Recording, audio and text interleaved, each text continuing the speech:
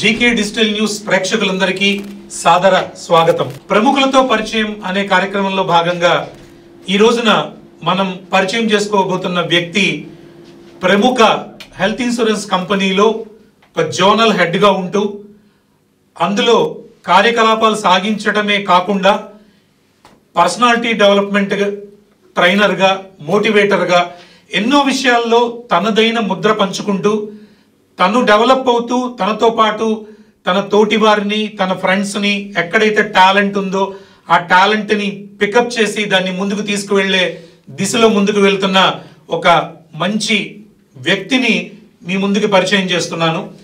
దీనిలో మెయిన్ భాగం ఏంటంటే హెల్త్ ఇన్సూరెన్స్ మీద వచ్చే అపోహలు అసలు తీసుకోవడం కరెక్టా కాదా, ఇవాళ ఉన్న సినారియోలో హెల్త్ ఇన్సూరెన్స్ యొక్క ఆవశ్యకత ఎలా ఉంది, ఏది మంచి కంపెనీ ఏది చెడ్డ కంపెనీ, అసలు మంచి చెడ్డ అనే ఉంటాయా, క్లెయిమ్ సెటిల్మెంట్, చాలా ఒక లేమెన్ కి ఏవైతే అనుమానాలు ఉంటాయో అలాంటి వాటితో పాటు ఒక వ్యక్తిగా ఎలా స్ట్రాంగ్ అవ్వాలి, స్టబన్ గా ఉండాలనే విషయాలు తెలుసుకుందాం.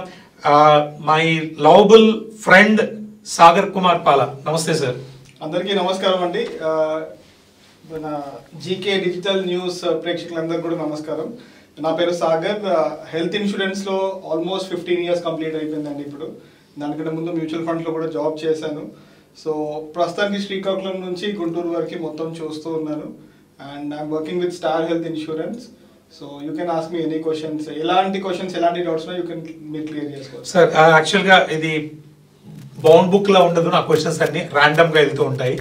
సో దానిలో భాగంగా ఫస్ట్ ఆఫ్ ఆల్ ఇప్పుడు ప్రజెంట్ ఉన్న సినారియోలో గవర్నమెంట్, స్టేట్ గవర్నమెంట్ కానీ సెంట్రల్ గవర్నమెంట్ కానీ ఆరోగ్య పథకాలన్నీ ప్రవేశపెడుతూ మీకెందుకు మేమున్నామని ప్రజలకి భరోసా ఇస్తోంది.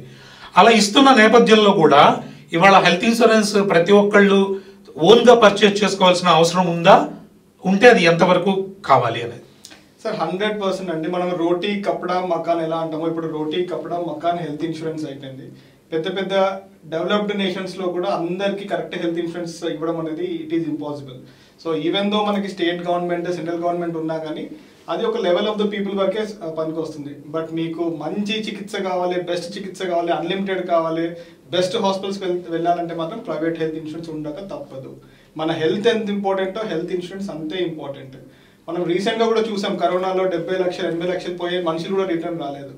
సో ఖచ్చితంగా హెల్త్ ఇన్సూరెన్స్ ఉంటే పీస్ ఆఫ్ మైండ్ తోని హెల్త్ చికిత్స చేసుకొని రావచ్చు. ఎవరైతే అఫోర్డ్ చేయగలుగుతారో 100% health insurance, private health insurance తీసుకోవడమే బెటర్ అండి ఖచ్చితంగా. సార్ ఇప్పుడు హెల్త్ ఇన్సూరెన్స్ మ్యాండేటరీ అయ్యే పరిస్థితులు ఫారిన్ లో లాగా మన ఇండియాలో కూడా రాబోతున్నాయా, వస్తాయా? అసలు దానికి సంబంధించి ఐఆర్డిఏ కానీ లేకపోతే ఇక్కడ హాస్పిటల్స్ కి సంబంధించి ఒక హెడ్ ఆఫ్ ది ఆర్గనైజేషన్ కానీ ఆ దిశగా ఏమైనా అడుగులు ఇస్తుందంటారా? సార్ ప్రస్తుతానికి హెల్త్ ఇన్సూరెన్స్ మ్యాండేటరీ అనేది మాత్రం లేదు. బట్ తక్కినవన్నీ మనకి వెహికల్ ఇన్సూరెన్స్ చూసుకున్నా, లేదంటే హోమ్ ఇన్సూరెన్స్, ఫైర్ ఇన్సూరెన్స్ చూసుకున్నా, పిఏ చూసుకున్నా అన్ని కూడా మ్యాండేటరీ చేశారు. అండ్ అలాగనే సెంట్రల్ గవర్నమెంట్ నుంచి కూడా చాలా చాలా కొత్త ఇనిషియేటివ్స్ వస్తున్నాయండి. రీసెంట్ గా ఐఆర్డిఏ ఒక కొత్త నిదానంతో వచ్చింది. ఇట్ సేస్ బై 2047 అంటే మన 100 years ఆఫ్ మన ఇండిపెండెన్స్ 2047 వరకు ప్రతి ఇంటింట ప్రతి మనిషికి health insurance, life insurance, general insurance ఉండాలని చెప్పేసి. సో దీని భాగంగా అన్ని స్టేట్స్ లో ఒక్కొక్క లీడ్ ఇన్సూరెన్స్ ఇచ్చారు. అండ్ రూరల్ లో ముఖ్యంగా గ్రామ పంచాయతీ లెవెల్లో, ఫర్ ఎగ్జాంపుల్ మన ఆంధ్రలో 13,000 గ్రామ పంచాయతీలు ఉన్నాయి. దాంట్లో 4,300 స్టార్ హెల్త్ వాళ్ళు అడాప్ట్ చేసుకొని అక్కడ మనము అవేర్నెస్ క్రియేట్ చేయడం, అక్కడ ప్రతి గ్రామ పంచాయతీ అట్లీస్ట్ 10-20% అయినా రీచ్ కావాలి ఎవ్రీ ఇయర్ అని చెప్పేసి ప్లాన్ చేస్తున్నారు. సో బై 2047 ఇంకా చాలా ఇనిషియేటివ్స్ చూస్తారు. But end of the 2047 India మొత్తం కూడా ఇన్సూరెన్స్ వచ్చేస్తుంది. సో నెక్స్ట్ కార్పొరేట్ లెవెల్లో ఆలోచిస్తే, సో చాలా మంది ఇప్పుడు ఎంఎన్సీ కంపెనీలో చేసే వాళ్ళందరికీ హెల్త్ పాలసీ ఉంటుంది. వాళ్ళు స్ట్రైట్ అవే ఒక క్వశ్చన్ ఇస్తున్నారు, మాకు ఆల్రెడీ హెల్త్ పాలసీ ఉంది, బయట మేము పర్చేజ్ చేయాల్సిన అవసరం ఏంటి అని చెప్పి. వాళ్ళ డిపెండెంట్ పేరెంట్స్ కి తీసుకుంటున్నారు కానీ వీళ్ళు తీసుకోవడంలో నెగ్లిజెన్సీ చూపిస్తున్నారు. సో ఇలాంటి వాటి గురించి అలాంటి వాళ్ళకి మీరు ఏం ఆన్సర్ చెప్పగలరు? Sir first of all we should thank private organisations because వాళ్ళ ఎంప్లాయీస్ కి, పేరెంట్స్ కి అండ్ ఇన్లాస్ కూడా ఇస్తున్నారు. కానీ అది కూడా లిమిటెడ్ అండి. They can give up to 2 lakhs, 3 lakhs, 5 lakhs. Maybe పెద్ద కంపెనీ ఉంటేనే they can go and extend it. అది కూడా ఒక ఎంప్లాయీ ఆ కంపెనీలో ఉన్నంత వరకే. ఆ ఎంప్లాయీ వేరే కంపెనీలోకి మూవ్ అయ్యాడు, లేదంటే ఆ ఎంప్లాయీ వేరే బిజినెస్ స్టార్ట్ చేశాడు, ఆ గ్యాప్ లో కూడా ఉండకపోవచ్చు. సో ఈవెన్ దో మనకి కార్పొరేట్ లో ఉన్నా కానీ మై సజెషన్ వుడ్ బి ఒక్క ప్రైవేట్ హెల్త్ ఇన్సూరెన్స్ మళ్ళీ ఒక 10 lakhs 20 lakhs తీసుకుంటే సీనియారిటీ అనేది కవర్ అవుతుంటుంది. సో పీస్ ఆఫ్ మైండ్ తోని మనకి కంటిన్యూషన్ అనేది ఉంటూ ఉంటుందండి. అండ్ కంపెనీ సిస్టమ్, కంపెనీ నేను రెన్యూ చేయను అని కూడా చెప్పవచ్చు any given time. So there is no mandate ఒక ఎంప్లాయ్ ఖచ్చితంగా నాకు రెన్యూ చేయించండి మా పేరెంట్స్ కూడా చెప్పలేడు. సో ఖచ్చితంగా ఒక బ్యాకప్ ఉండడం అనేది ఇంపార్టెంట్. సో మీరు లాంగ్ రన్ గా ఒక స్టార్ హెల్త్ అనే ఇన్సూరెన్స్ కంపెనీలో అసోసియేట్ అయి ఉన్నారు. సో మీరు స్టార్టింగ్ డేలో ఇన్సూరెన్స్ సెక్టర్ గురించి, ఇవాళ ఉన్న సెక్టర్ గురించి అసలు పీపుల్లో నిజంగా అవేర్నెస్ అనేది క్రియేట్ అయిందండి? అంటే ఉందా బాగా? అది ఎంత మేరకు ఉంది? ఇంకెంత రీచ్ అవ్వాల్సిన అవసరం ఉంది? డెఫినెట్ గా అండి. స్టార్టింగ్ రోజుల్లో చూసుకుంటే హెల్త్ ఇన్సూరెన్స్ ఎందుకు తీసుకోవాలో చెప్పేది చాలా ఉంటుండే. బట్ ఇవాళ ప్రతి ఒక్కరికి హెల్త్ ఇన్సూరెన్స్ తీసుకోవాలని చెప్పేసి తెలిసిపోయింది. ముఖ్యంగా కరోనా వచ్చిన తర్వాత ఇంటింటికి తెలిసిపోయింది హెల్త్ ఇన్సూరెన్స్ ఉండడం వల్ల అడ్వాంటేజ్ ఏందని చెప్పేసి. సో మా జాబ్ చాలా ఈజీ అయిపోయింది. నా customer is more educated. Customer A company బాగుంది గూగుల్ చెక్ చేసుకోవడము, సెటిల్మెంట్స్ ఎలా ఉన్నాయి అన్ని చూసుకొని నా కస్టమర్ చాలా అవేర్ అయ్యాడు కాబట్టి అతను కరెక్ట్గా చూస్ చేసుకొని తీసుకుంటానండి పాలసీ. సో ప్రస్తుతానికి అవేర్నెస్ పెరిగింది. బట్ ఇండియా మొత్తంలో చూసుకుంటే ఇంకా హార్డ్లీ 3% ఉందండి. ఇంకా లాంగ్ వే టు గో. ఇందాక చెప్పినట్టు 2047 ఆ డేట్ దూరం ఉన్నా కానీ చాలా తక్కువ టైం ఉంది మనకి టు కవర్ ఎంటైర్ ఇండియా అని.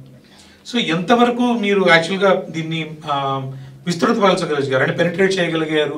రూరల్కి వెళ్తున్నారా? రూరల్ టచ్ చేస్తున్నారా? ప్రైవేట్ ఇన్సూరెన్స్ కంపెనీలు అంటే ఓన్లీ కొంత సిటీల వరకే పరిమితం అవుతాయి.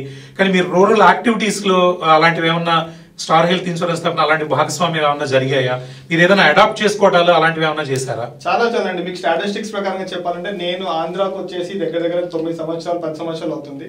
నేను వచ్చినప్పుడు స్టార్ హెల్త్ దగ్గర 30 కోట్ల బిజినెస్ చేసేది. ఇప్పుడు 400 కోట్ల బిజినెస్ చేస్తున్నాం. అంటే కేవలం 9 years లో చూసుకుంటే మోర్ దెన్ 10 times గ్రో అయ్యాం. సో ఎలాగైతే స్టార్ హెల్త్ గ్రో అయిందో తక్కిన ఇన్సూరెన్స్ కంపెనీస్ కూడా చాలా గ్రో అయ్యాయి.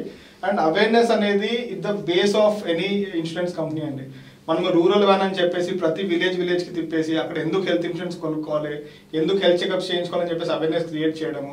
దాంతోపాటు మా health insurance not only to the city but to the 2 tier 3 tier cities కూడా మేము ఎంటర్ అయిపోయామండి. మనకు చెప్పాలంటే ఇప్పుడు మనకి జంగారెడ్డిగూడెం లాంటి ప్లేసెస్, తిరువూరు లాంటి ప్లేసెస్, తణుకు, తాడేపల్లిగూడెం, అంటే not only the city 2nd class లో కూడా వెళ్ళిపోయాం. 3rd class లో కూడా మనకి SM స్టేషన్స్ అని చెప్పేసి ఉంటుంది. అంటే మన యొక్క SM ఇండివిజువల్ ఆఫీస్ ఉంటుంది, ప్లస్ మన ఏజెంట్స్ అయితే ఊరూరికి కూడా ఉన్నారు.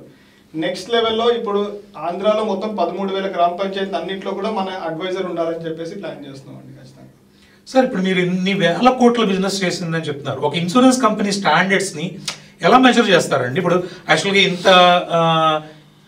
ఇన్ని కోట్ల బిజినెస్ చేసిందని మెజర్ చేస్తారా? దాంట్లో క్రైటీరియా నెంబర్ 1 అని ఇస్తారా? క్లెయిమ్ సెటిల్మెంట్లో నెంబర్ 1 అని ఇస్తారా? ఏ రకంగా ర్యాంకింగ్ ఇస్తారు? అది కస్టమర్ ఎలా దాన్ని పిక్ చేసుకోవాలి? చాలా పారామీటర్స్ ఉంటాయండి. First of all company start అయ్యి ఎన్ని ఇయర్స్ కంప్లీట్ అయింది. ఎందుకంటే ఎన్ని హెల్త్ ఇన్సూరెన్స్ తీసుకున్న తర్వాత మొదటి రోజు నుంచి కొన్ని కవర్ అవుతాయి, 30 days నుంచి కొన్ని కవర్ అవుతాయి, 3 years waiting period, pre existing అని ఉంటాయి. సో ఎనీ హెల్త్ ఇన్సూరెన్స్ దాని యొక్క జాతకం తెలియాలంటే మనకు అది 5 years 10 years 15 years తెలుస్తుంది. ఇప్పుడు స్టార్ హెల్త్ 18 years కంప్లీట్ చేసేసింది. అండ్ ఇంకోటి there is something called solvency margin అని చెప్పేసి ఉంటుంది. సాల్వెన్సీ మార్జిన్ అంటే ఒక కంపెనీ యొక్క స్తోమత, ఒకవేళ అన్ఫోర్సీన్ మనకి ఏదైనా వచ్చేసింది అనుకోండి, IRDA రూల్ ప్రకారంగా 150% మెయింటైన్ చేయాలి. సో 150% అనేది మినిమం మెయింటైన్ చేయాలి. కానీ మన కంపెనీ 2.2 2.3 వరకు కూడా మనం మెయింటైన్ చేస్తున్నాం. అంటే లయబిలిటీ వర్సెస్ అసెట్స్ చూసుకుంటే మనం ఎక్స్ట్రా మెయింటైన్ చేసేది ఉంటుంది. So that corona 3rd wave 4th wave వచ్చినా ఈ కంపెనీకి అంత బలం ఉందా క్లెయిమ్స్ పే చేసేది అనేది చూడాలి. So solvency margin is also very very important to check అండి. సార్ ఇప్పుడు ఓన్లీ మీరు స్టార్ హెల్త్లో వర్క్ చేస్తున్నారు కాబట్టి స్టార్ హెల్త్ కంపెనీ ఒకటే మంచిది అంటారా? లేకపోతే ఎవరు ఏ ఇన్సూరెన్స్ కంపెనీలో అయినా సరే పాలసీ తీసుకోవాలనుకున్నప్పుడు మీరు చెప్పిన పారామీటర్స్ కాకుండా ఇంకేమన్నా అడిషనల్గా ఇంకేమన్నా చూడొచ్చా? Sir any company IRDA registration తీసుకొని రావాలండి. ప్రతి ఒక్క కంపెనీ ఉద్దేశము customer service plus customer service చేస్తూ కొంచెం ప్రాఫిట్ చేయాలని చెప్పేసి ఉంటుంది. So let it be any company. మనకి government companies 4 public sector companies ఉన్నాయి, ప్రైవేట్ కంపెనీస్ దగ్గర 30 కంపెనీస్ ఉన్నాయి. అన్ని జనరేషన్స్ కంపెనీస్ ఒక ఉద్దేశం ఒకటే, కస్టమర్ సర్వీస్ ఇవ్వాలి ప్లస్ కంపెనీ కూడా ప్రాఫిట్ చేయాలని చెప్పేసి. కానీ ఇప్పుడున్న పరిస్థితిలో చూసుకుంటే హెల్త్ ఇన్సూరెన్స్లో ప్రాఫిట్ చేయడం అనేది ఇంపాసిబుల్తో సమానం అయిపోతుంది. హాస్పిటల్ వాళ్ళు ఛార్జ్ చేసే రేట్స్ చూసుకున్నా కానీ, అసలు హాస్పిటల్ ఛార్జ్ చేసే రేట్స్ కాదు, అసలు అవసరం ఉందా లేదా సర్జరీ కూడా చూడకుండా సర్జరీస్ అవ్వడము, ఎగ్జాబరెంట్ గా రేట్స్ పెంచడం వల్ల సో ఆ ప్రీమియం మేనేజ్ చేస్తూ ఆ హాస్పిటల్ వాళ్ళని మేనేజ్ చేస్తూ కస్టమర్ని సాటిస్ఫై చేస్తూ ముందుకెళ్ళేది ఉంటుంది. It is not an easy ball game. మనకు లైఫ్ ఇన్సూరెన్స్ లాగా డెత్కో మెచ్యూరిటీకో వచ్చే సర్వీస్ కాదు. హెల్త్ ఇన్సూరెన్స్ అనేది మనకి డైలీ వచ్చే service. So health insurance employees శనివారం ఉండదు, ఆదివారం ఉండదు, సర్వీస్లో they have to be on the toes అండి. సో మీరు ఇందాకన్నారు హాస్పిటల్లో చేసే చార్జెస్ డిఫరెంట్ ఉంటాయని. ఒక హెల్త్ ఇన్సూరెన్స్ తీసుకున్న వ్యక్తి హాస్పిటల్లో అడ్మిట్ అయినప్పుడు ఒక క్యాష్ తీసుకున్న వ్యక్తి హాస్పిటల్లో క్యాష్తో వెళ్ళే వ్యక్తి హాస్పిటల్ అడ్మిట్ అయినప్పుడు ట్రీట్మెంట్ విధానాల్లో కానీ రేట్ల విధానంలో కానీ తేడాలు ఉంటాయా? ఒకవేళ ఉంటే ఎందుకు దాన్ని మీరు ఎక్కడ కరెక్ట్ చేసే ప్రయత్నంలో ఉన్నారు? ఫస్ట్ ఆఫ్ ఆల్ ట్రీట్మెంట్ విధానంలో there should not be any difference. Cash తీసుకెళ్ళినా ఒకవేళ ఇన్సూరెన్స్ తీసుకుని వెళ్ళినా సేమే ఉండాలి. బట్ ఇన్సూరెన్స్ వాళ్ళు బల్క్గా చేస్తున్నారు కాబట్టి నన్ను అడిగితే ఇన్సూరెన్స్ వాళ్ళకి ఇంకా తక్కువ రేట్కి ఇవ్వాలి. సో ఎనీ ఇన్సూరెన్స్ కంపెనీ ఏం చేస్తుంది అంటే మనకి అన్ని హాస్పిటల్స్లోకి వెళ్ళొచ్చు. ఒకవేళ మనం దాంతో టైఅప్ అయ్యామనుకోండి, దాన్ని నెట్వర్క్ హాస్పిటల్ అంటాము. అక్కడ క్యాష్లెస్ వైద్యం జరుగుతుంది. మనం హాస్పిటల్తో టైఅప్ అవ్వకపోతే అది నాన్ నెట్వర్క్ హాస్పిటల్ అవుతుంది. అక్కడ రీఎంబర్స్ చేసుకునే అవకాశం ఉంటుంది. రీసెంట్గా ఐఆర్డీఏ కొత్త ఇనిషియేటివ్ స్టార్ట్ చేసింది ఎనీవేర్ క్యాష్లెస్ అని చెప్పేసి. సో నాన్ నెట్వర్క్లో కూడా క్యాష్లెస్ ఇచ్చే అవకాశం ఉంది. సో మళ్ళీ నెట్వర్క్ హాస్పిటల్స్లో మళ్ళీ అన్నింటిని ఒక బకెట్లో కాకుండా మనకి ప్రిఫర్డ్ నెట్వర్క్ హాస్పిటల్స్ అంటూ ఉంటుంది, ప్రథమ్ హాస్పిటల్స్, అగ్రీ నెట్వర్క్ అంటూ ఉంటుంది. సో మనకి రీజనబుల్ చికిత్స చేస్తూ రీజనబుల్ రేట్స్ ఎక్కడ ఛార్జ్ చేస్తామో దాని ప్రకారం మేము రేటింగ్స్ వేస్తాము. ఆ రేటింగ్స్ ప్రకారంగా కస్టమర్ కెన్ చూస్, నేను ఏ హాస్పిటల్కి వెళ్తే better customer can choose and go అండి. సో ఒక ఇన్సూరెన్స్ మీ దగ్గర స్టార్ హెల్త్లో తీసుకున్న ఒక వ్యక్తి సో ఏ రకంగా అయినా సరే క్లెయిమ్ సెటిల్మెంట్లో కానీ లేకపోతే ఏ రకంగా తన అసంతృప్తి చెందినప్పుడు సో ఆ నెక్స్ట్ లెవెల్స్లో మీరు ఎంత త్వరగా దాన్ని సాల్వ్ చేసే ప్రయత్నాల్లో మీ యొక్క ర్యాంకింగ్ అదే ఆ సిస్టమ్ ఎలా ఉందండి? సార్ ప్రతి దానికి టాట్స్ అంటూ ఉంటుంది. టాట్ అంటే టర్న్ అరౌండ్ టైం అంటూ ఉంటుంది. So Star health insurance regulate చేసేది ఐఆర్డీఏ రెగ్యులేట్ చేస్తుంది. Plus star health insurance already listed company కాబట్టి సెబీ కూడా మనకి మానిటర్ చేస్తూ ఉంటుంది. ఖచ్చితంగా మనం క్రికెట్లో కూడా చూస్తాం కదా, ప్రతి బాల్ అవుట్ అయినప్పుడు ఎంపైర్ తీసుకోలేడు కండిషన్స్ కొని థర్డ్ ఎంపైర్కి ఇవ్వాలి వస్తుంది. సో అలాగనే సేమ్ మన హెల్త్ ఇన్సూరెన్స్లో కూడా కొన్ని కేసెస్ ఉంటుంది. అది హాస్పిటల్ తప్పు ఉండొచ్చు, కస్టమర్ ఏమైనా తప్పు ఉండొచ్చు, లేదంటే కంపెనీ సైడ్ నుంచి మిస్కమ్యూనికేషన్ ఉండొచ్చు. అలాంటి కేసెస్లో మనకి ఇంటర్నల్ గ్రీవెన్స్ అంటూ ఒకటి ఉంటుంది ఫస్ట్. సో ఇంటర్నల్ గ్రీవెన్స్కి మనం పెట్టవచ్చు. They have their own TAT of 1 week 10 days, దాన్ని వాళ్ళు రిప్లై ఇస్తారు. అది కూడా అవ్వకపోతే నెక్స్ట్ లెవెల్ మనకు అంబుస్మెంట్స్ అని చెప్పేసి అలాంటివి కూడా ఉంది. బట్ వన్ బాటమ్ లైన్ వచ్చేసి ఎనీ జెన్యూన్ క్లెయిమ్, ఏదైనా క్లెయిమ్ జెన్యూన్గా ఉంటే it has to be settled either at cashless or at reimbursement level or at a court level. It has to be settled అండి. సో కస్టమర్స్ కూడా దయచేసి ప్రతి ఒక్కటి inform చేసి తీసుకుంటేనే అంత సాఫీగా క్లెయిమ్ వచ్చేస్తుంది. సో ఇవాళ చాలా మంది యూట్యూబర్స్ వచ్చిన తర్వాత ప్రతి దానికి సబ్జెక్ట్ గురించి వాళ్ళు యూట్యూబ్లో ఏదో ఒకటి పోస్ట్ చేస్తూ ఉండడంతో రీసెంట్గా సో ఒక గ్రేస్ పీరియడ్లో కూడా క్లెయిమ్ వస్తే ఏదో ఒక రూలు ఏదో క్లాస్ ప్రకారం వాళ్ళు ఖచ్చితంగా ఆ క్లెయిమ్ ఇవ్వాలి అని చెప్పి ఒక యూట్యూబర్ దాన్ని బాగా చేశారు. సో దాన్ని బేస్ చేసుకుని చాలా మంది నాకు వెయిటింగ్ పీరియడ్ ఉంది కదా, నేను పాలసీని వెయిటింగ్ పీరియడ్లో కడతాను, మీరు క్లెయిమ్ ఎందుకు, ఇలా పిచ్చి ఆర్గ్యుమెంట్స్ అన్ని జరుగుతున్నాయి. సో దాని గురించి అసలు పాలసీ ఎప్పుడు ఫోర్స్లో ఉన్నప్పుడే కట్టుకోవడం మంచిదా, లేదా వెయిటింగ్ పీరియడ్ నిజంగా జెన్యున్గా వాడుకోవడం మంచిదా కాదా? సో దీని గురించి ఒక మంచి క్లారిటీ కావాలి సార్. ఫస్ట్ ఆఫ్ ఆల్ ఈ గ్రేస్ పీరియడ్ అనేది బ్రేక్ పీరియడ్ అండి. అది ఎందుకు అంటే గ్రేస్ఫుల్గా కంపెనీ ఇచ్చే దయతో ఇచ్చే డేస్ అవి. నన్ను అడిగితే హెల్త్ ఇన్సూరెన్స్ మనకు 2 months ముందే టైం ఉంటుంది. 2 months ముందే మనం రెన్యూ చేసుకోవచ్చు, కానీ అదే డేట్ నుంచి రెన్యూ అవుతుంది. 1 month ముందు రెన్యూ చేసుకోవచ్చు. ఇప్పుడు కొత్తగా మన దగ్గర పాలసీ వచ్చింది, మీరు దాన్ని 1 month 2 months ముందు పే చేసుకుంటే అదనంగా 2.53% డిస్కౌంట్ కూడా వస్తుంది. బికాస్ కంపెనీకి ఆ వడ్డీ వర్కౌట్ అవుతుంది కాబట్టి. నన్ను అడిగితే అసలు గ్రేస్ పీరియడ్లోకి ఎంటర్ కాకపోవడమే బెటర్ అండి. గ్రేస్ పీరియడ్లోకి ఎంటర్ అయ్యాము అంటే unlike life insurance, health insurance coverage ఉండదు. అండ్ ఫైనల్గా మనకి వర్డింగ్స్ అనేది ఇంపార్టెంట్. ఏదైతే ఇన్సూరెన్స్ కంపెనీ వర్డింగ్స్ ఫైల్ చేస్తుందో ఐఆర్డీఏ కంపెనీతోని, ఆ వర్డింగ్స్లో క్లియర్గా రాసి ఉంటుంది మనకి ప్రస్తుతానికి 15 days గ్రేస్ పీరియడ్ ఉంది. ఆ గ్రేస్ పీరియడ్లో మాత్రం there will not be any coverage చేస్తారు. సో గ్రేస్ పీరియడ్ కంటే ముందే రెన్యూ చేసుకోండి. నాకు ఎన్నో కేసెస్ చూసానండి, చాలా మంది రెన్యూ చేసుకుంటా అంటారు. ఆల్మోస్ట్ హాస్పిటల్లో అడ్మిట్ అయిపోయిన తర్వాత అప్పుడు గుర్తొస్తుంది రెన్యూ చేసుకోవాలని చెప్పేసి. సో ఆ గ్రేస్ పీరియడ్లో ఒకవేళ చికిత్స చేసుకున్నా లేదా గ్రేస్ పీరియడ్లో సిమ్టమ్స్ వచ్చినా కూడా కవరేజ్ ఉండదు. దట్ ఈస్ ద రూల్ అండి. సార్ స్టార్ హెల్త్ చాలా కాలంగా ఉంది కాబట్టి ఇన్నోవేటివ్ ప్లాన్స్ చాలా వరకు వచ్చాయని చెప్పి చాలా మందికి తెలిసిన విషయం. సో దీంట్లో మీరు ది బెస్ట్ ప్రోడక్ట్, ఇది ఇన్నోవేటివ్ ప్లాన్ ఓన్లీ స్టార్ హెల్త్లోనే ఉంది, ఇప్పటిదాకా లేదు, ఇది మా ప్రైడ్ అని చెప్పుకునే ప్లాన్స్ ఏమన్నా చెప్పగలరా? సార్ సుమారుగా స్టార్ హెల్త్లో దగ్గర 30 ప్రొడక్ట్స్ ఉన్నాయండి. Not only for the healthy people, for unhealthy people కూడా మన దగ్గర పాలసీస్ ఉన్నాయి. So starting from family health optima అవచ్చు, మెడిక్లాసిక్ అంటే ఇండివిజువల్కి ఫ్యామిలీకి ఇచ్చేది, మెల్లమెల్లగా అది అడ్వాన్స్ అవుతూ కాంప్రిహెన్సివ్ పాలసీ అని చెప్పేసి వచ్చింది. దాని తర్వాత మన కంపెనీ కూడా ఆల్రెడీ స్టంట్ బైపాస్ అయింది అనుకోండి, కార్డియాక్ కేర్ ఒక పాలసీ తెచ్చిందండి. And this is the first of its kind. తర్వాత ఆల్రెడీ క్యాన్సర్ పేషెంట్స్ ఉన్నారు, ప్రపంచంలో ఎక్కడ లేని పాలసీ అండి. క్యాన్సర్ ఉన్న వాళ్ళకి ఎవరు ఇస్తలేరు, మన స్టార్ హెల్త్ మాత్రం స్టేజ్ 1 స్టేజ్ 2 వాళ్ళకి కూడా యాజ్ పర్ ద సిఎంయూ అంటే మన మెడికల్ అండర్ రైటింగ్ ప్రకారంగా వాళ్ళకి ఇచ్చేది ఉంటే ఖచ్చితంగా క్యాన్సర్ పేషెంట్స్ కూడా క్యాన్సర్ కేర్ అనే ఒక పాలసీ ఉంది. నాట్ ఓన్లీ దట్, డయాబెటీస్ ఉన్న వాళ్ళకి మొదటి రోజు నుంచి కవరేజ్ అయ్యే డయాబెటీస్ పాలసీ ఉంది.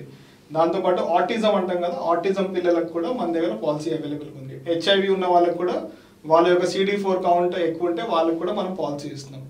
So we have so many good policies అండి. ఉమెన్ కేర్ అనేది ప్రత్యేకంగా ఉమెన్ ఓరియంటెడ్ పాలసీ తెచ్చాము. జెంట్స్ తీసుకోవచ్చు, లేడీస్ తీసుకోవచ్చు, కానీ ఆ ఉమెన్ కేర్ సంవత్సరం తర్వాతనే మనం మెటర్నిటీ కవరేజ్ ఇవ్వచ్చు.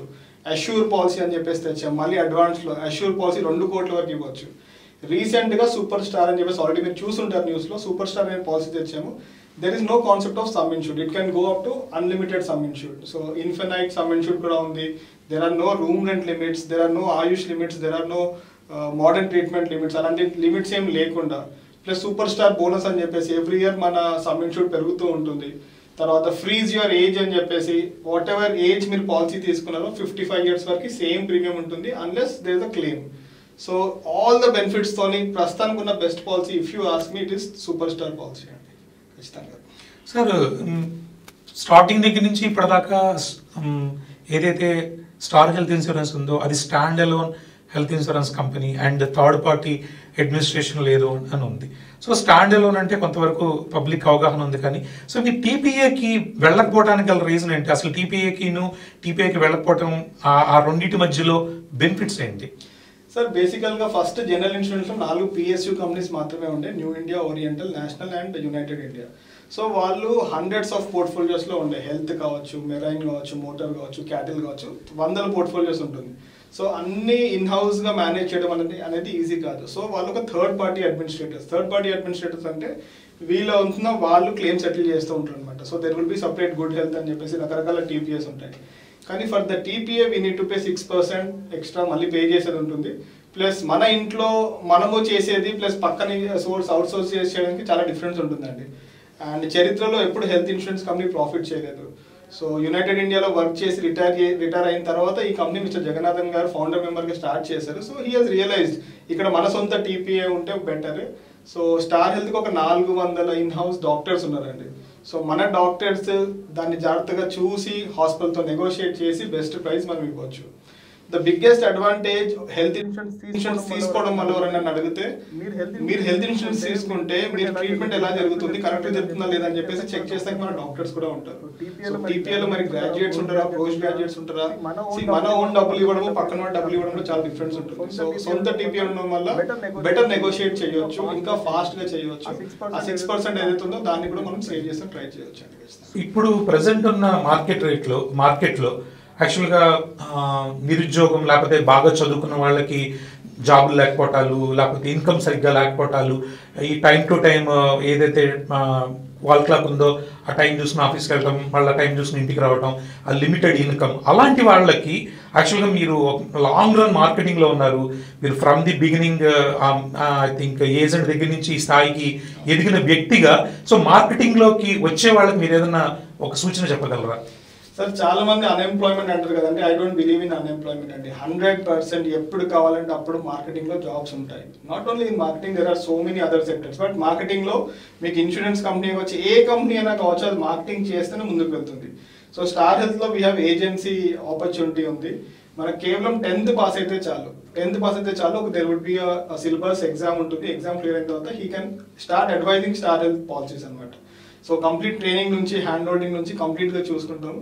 And he can make decent amount అండి. ఒక జాబ్ చేస్తే 8 hours ఎంత సంపాదించగలుగుతారో అంతే ఈక్వలెంట్ గా అతను అట్లీస్ట్ వీక్లీ 2 days 3 days మనకి ఇచ్చిన దాంట్లో 2 to 3 hours ఇచ్చినా కానీ ఆ జాబ్ తో సమానమైన ఇన్కమ్ సంపాదించవచ్చు ఖచ్చితంగా. ఇప్పుడు ప్రస్తుతానికి ఆంధ్రాలో చూసుకుంటే 20 దగ్గర నేను చూసే 25,000 ఏజెంట్స్ ఉన్నారు. ఆంధ్ర మొత్తంలో దగ్గర 35,000 ఏజెంట్స్ ఉన్నారండి. ఇండియా మొత్తంలో సుమారుగా 7.5 లక్షల ఏజెంట్స్ ఉన్నారు. దాంట్లో యాక్టివ్గా 10 to 20% మంత్ బిజినెస్ ఇస్తూ ఉంటారు మనకి. అండ్ ఓవరాల్గా ఇయర్లో చూసుకుంటే 50 to 60% మంది యాక్టివ్ ఉంటారు ఖచ్చితంగా. సో ఇప్పుడు ప్రెసెంట్ ఉన్న మీరు అన్నారు ఏజెంట్ పోర్ట్ఫోలియో ఇలా జరుగుతుంది అని చెప్పి. సో అతనికి వచ్చే ఇన్కమ్ యాక్చువల్గా తను ఒక జాబ్ చేసినా అంతకన్నా ఎక్కువే సంపాదిస్తారు అని చెప్పారు. సో ఈ ఏజెంట్ అనేవాడు రకరకాల కంపెనీల్లో కూడా ఏజెన్సీ తీసుకోవచ్చా, లేకపోతే ఆల్రెడీ ఉన్నవాళ్ళు అలా తీసుకోవచ్చా, లేదా ఓన్లీ స్టార్ హెల్త్లోనే తీసుకుని ఇందులోనే చేయాలా? ప్రస్తుతానికి ఉన్న IRDA రూల్ ప్రకారంగా ఒక్క ఏజెంట్, ఒక్క లైఫ్ ఇన్సూరెన్స్, ఒక్క జనరల్ ఇన్సూరెన్స్, ఒక్క స్టాండ్ అలోన్ హెల్త్ ఇన్సూరెన్స్ మాత్రమే చేయొచ్చు. అంటే LICలో ఉంటే మళ్ళీ SBI లైఫ్లో ఉండొద్దు. అలాగనే ఒక జనరల్ ఇన్సూరెన్స్ లైక్ యునైటెడ్ ఇండియాలో ఉంటే ఇంకో జనరల్ ఇన్సూరెన్స్ తీసుకోవద్దు. అలా స్టార్ హెల్త్లో ఉంటే ఇంకో స్టాండ్ అలోన్ తీసుకోవద్దు. సో గోయింగ్ ఫార్వర్డ్ ఈ మార్కెట్స్ అన్ని కూడా మెచ్యూర్ కాబోతుంది. IRDA ఒక ప్రపోజల్ కూడా ఉంది. ఒక్క advisor can have multiple license అని కూడా చెప్పబోతుంది. సో ఎందుకంటే ఎక్కువ మంది ఎక్కువ చోట్ల నుంచి అమ్మడం స్టార్ట్ చేస్తేనే మనం ఆ 2047 ఆ గోల్ రీచ్ కాగలుగుతాం. So going forward it may change, but ప్రస్తుతానికి మాత్రం ఒక్క person 1 life 1 general 1 health insurance మాత్రమే ఉందండి. సార్ ఇందాక దాకా బిజినెస్ స్టార్ హెల్త్ ఎంత బిజినెస్ చేసింది దీని గురించి మాట్లాడాం. సో బిజినెస్ మీన్స్ యాక్చువల్గా గుడ్ విల్ అనేది సంపాదించుకోవాలి. సో బేసిక్గా క్లయింట్స్ దగ్గరకు వచ్చేసరికి మనకి మన కంపెనీకి ఏదైతే వర్క్ చేస్తున్న స్టార్ హెల్త్కి గుడ్ విల్ అనేది ఉంటుంది. ఏ కంపెనీకి అయినా సరే క్లయింట్స్ విషయంలో స్టార్ హెల్త్కి ఆ గుడ్ విల్ ఎంత ఉందండి క్లయింట్స్ విషయంలో? సార్ టిల్ డేట్ దగ్గర 1,20,00,000 క్లెయిములు కంపెనీ పే చేసిందండి. దాని అమౌంట్లో చెప్పాలంటే సుమారుగా 55,000 crores ఇచ్చిందండి. సో అన్ని ఫ్యామిలీలో బ్లెస్సింగ్స్ కంపెనీతో ఖచ్చితంగా ఉంటుంది. But we cannot compare. మనకు జనరల్గా చాలా మంది మీరు మన చుట్టాలే ఉంటారు, బయట అమెరికాలో కానీ యూకేలో కానీ ఉంటారు. అక్కడ ఎప్పుడు కూడా డిస్కస్ చేయరు హెల్త్ ఇన్సూరెన్స్, హాస్పిటల్ ఇలా చేసింది, కంపెనీ ఇలా చేసింది అని చెప్పేసి.